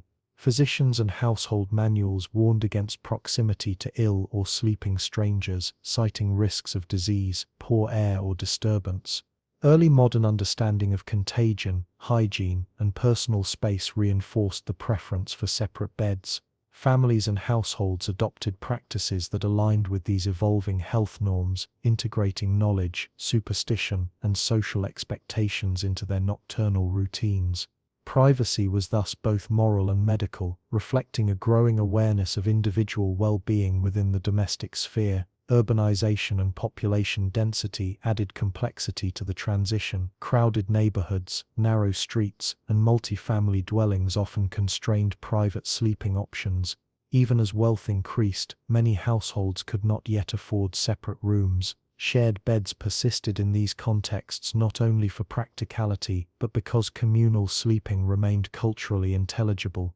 Residents developed strategies to balance the new ideals of privacy with the realities of space. Strategic positioning, staggered sleeping schedules, and carefully observed etiquette allowed co-sleeping to continue harmoniously. The transition was therefore gradual, negotiated, and adaptive rather than abrupt. Cultural narratives reflected and reinforced these changes. Literature, art, and conduct manuals increasingly depicted separate beds, private chambers, and domestic modesty as markers of refinement. Tales emphasized the virtues of propriety, respect, and personal space. Artists and storytellers illustrated bedrooms as intimate sanctuaries, emphasizing privacy, order, and comfort. The visual and narrative culture of the early modern period both reflected existing practices and encouraged the adoption of private sleeping as an aspirational norm. By framing the bedroom as a site of virtue and civility, culture guided behavior subtly yet powerfully. Social hierarchies were central to this evolution. Nobles and wealthy merchants led the shift toward private chambers, setting standards that others emulated when possible. Servants and apprentices still often shared rooms or beds, reflecting economic and spatial realities, but they were increasingly instructed in the ideals of modesty, discretion, and privacy. Social expectations created a layered system. Private sleeping became a marker of status and refinement, while shared arrangements remained acceptable in lower status or practical contexts. The interplay of aspiration, material capacity, and social norms drove the gradual reorganization of nocturnal life. Even as private bedrooms emerged, the skills honed in medieval shared sleeping retained their value. Awareness of others, attentiveness to movement, and cooperative adjustment continued to be essential in households with multiple occupants, inns or urban tenements. The transition did not erase the practices of communal living, but layered new expectations on top of existing social intelligence. Early modern residents negotiated a delicate balance, respecting privacy while maintaining warmth, safety, and social harmony. The legacy of shared beds persisted subtly in behavior, etiquette, and domestic rhythms. Religious and moral guidance reinforced the new norms. Clergy emphasized separate sleeping for children and adults, linking privacy to virtue, discipline, and moral development. Household manuals instructed parents to guide children's sleeping arrangements carefully, teaching attentiveness, propriety, and social awareness. Moral instruction intertwined with practical considerations, reinforcing the idea that beds were not merely physical spaces but ethical and social arenas.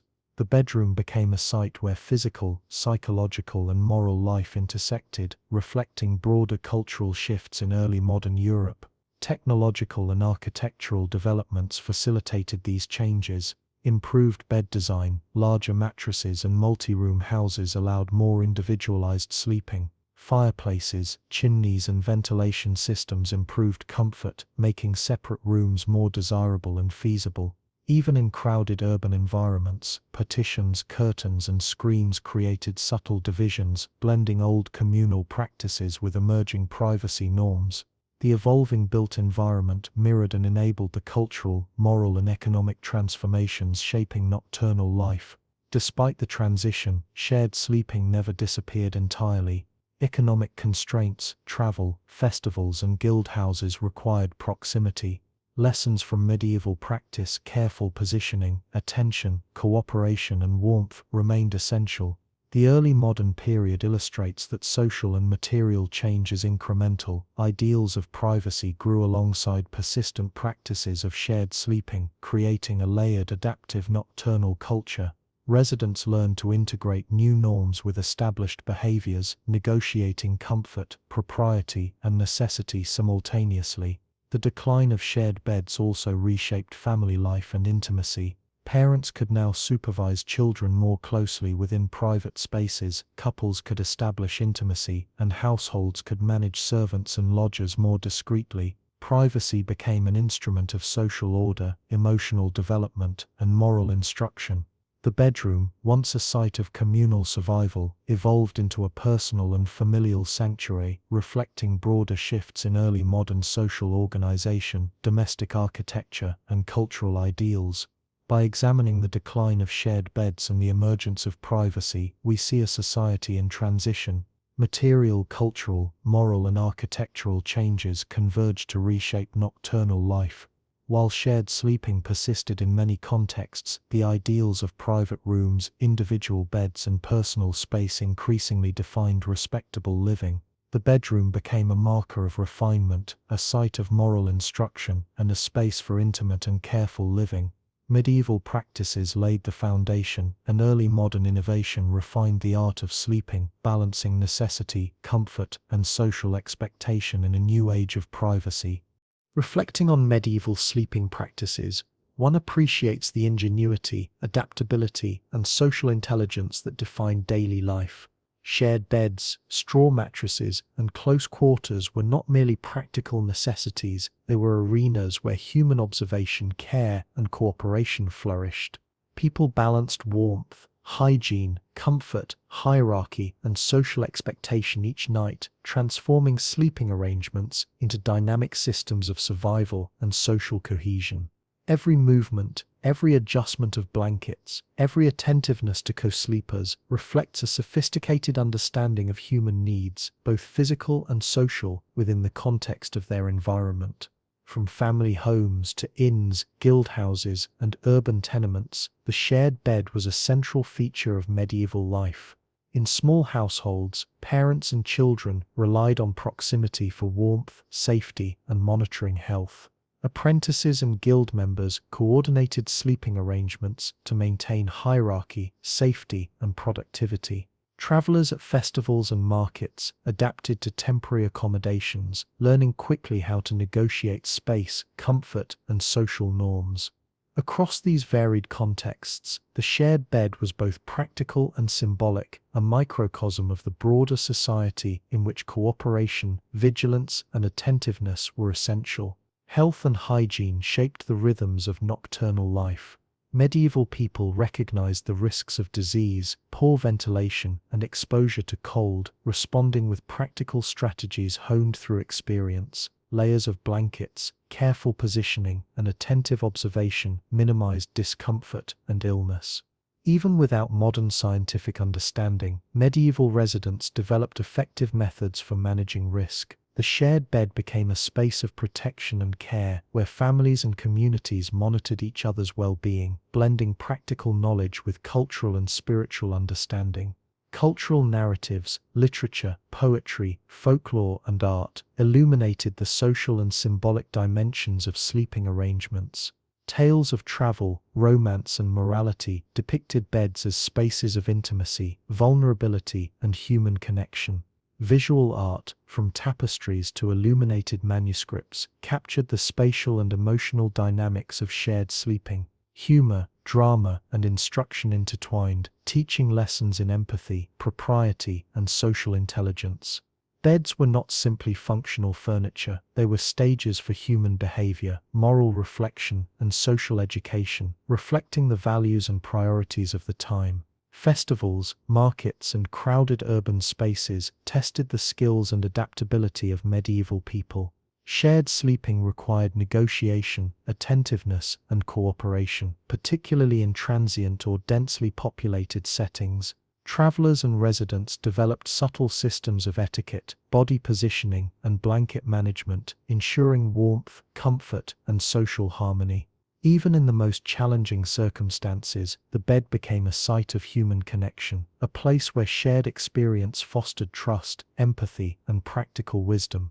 These practices reveal the remarkable sophistication of medieval communal life, demonstrating that necessity and social intelligence were inseparable in shaping nocturnal routines. The evolution from medieval shared beds to early modern private sleeping spaces illustrates the interplay of material, cultural, and moral change. Rising wealth, urban development, architectural innovation, and shifting social norms gradually enabled families to sleep separately.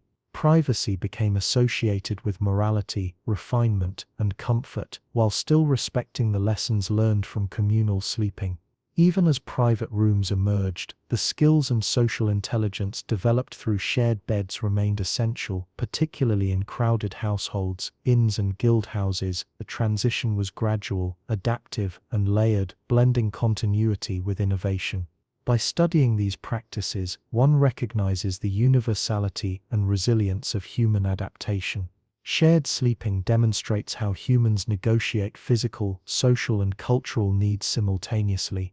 It teaches attentiveness, empathy, and cooperation, showing that survival and comfort depend as much on social intelligence as on material resources. Beds were places of warmth, protection, learning, and subtle negotiation, a combination of practical utility and social complexity. The medieval night, therefore, becomes a lens through which we understand human ingenuity, resilience, and the power of communal life. The lessons of medieval shared sleeping extend beyond historical curiosity. They remind us that human environments are not solely defined by material resources, but by relationships, observation, and cooperation. Every movement in a crowded bed, every adjustment of blankets, and every respectful attention to co-sleepers reflects a deep understanding of human interdependence. The medieval approach to nocturnal life illustrates how constraints can inspire sophisticated systems of adaptation, social cohesion, and cultural meaning. Sleep, intimacy, and community were inseparable, each informing the other in subtle and enduring ways. Even as privacy became a hallmark of early modern life, the echoes of shared sleeping persisted in behavior, habit, and cultural memory. Awareness of others, attentiveness to movement, and cooperative adjustment remained valuable skills. Families and households navigated proximity with care, blending emerging ideals of privacy with practical realities of warmth, safety, and social harmony. The legacy of medieval sleeping practices is therefore not merely historical, it shapes understanding of human adaptability, social intelligence, and the nuanced interplay between necessity and cultural expectation. In conclusion, the story of medieval shared beds is a story of humanity itself. It is a story of resilience, ingenuity, empathy, and the creative negotiation of physical and social constraints. It is a story where the ordinary act of sleeping reveals extraordinary social intelligence, moral awareness, and practical skill. Beds were not simply places of rest, they were arenas for learning, connection, and survival. By exploring these practices, we gain insight not only into medieval life, but into the timeless human capacity to adapt, cooperate, and thrive in shared spaces. As we close our reflection on the medieval night, it is worth imagining the quiet, intimate rhythm of life long ago, the gentle rustle of straw, the warmth of bodies pressed close, the subtle sounds of movement, breathing, and whispered attention. All these details evoke a world where shared sleeping was simultaneously practical, social, and culturally resonant. In these moments, medieval people mastered the delicate balance of comfort, vigilance, and social harmony, creating nocturnal spaces that nurtured both survival and human connection. Ultimately, the medieval bed teaches us about the interplay of necessity, culture, and human ingenuity. Shared sleeping was not a compromise but a sophisticated adaptation, reflecting the priorities, intelligence, and social awareness of the people who lived within its rhythm. It was at once practical and symbolic, mundane and profound. By understanding these practices, we gain a deeper appreciation for the richness of human life, the subtlety of social intelligence, and the timeless need for connection, warmth, and attentiveness in the shared spaces of our world.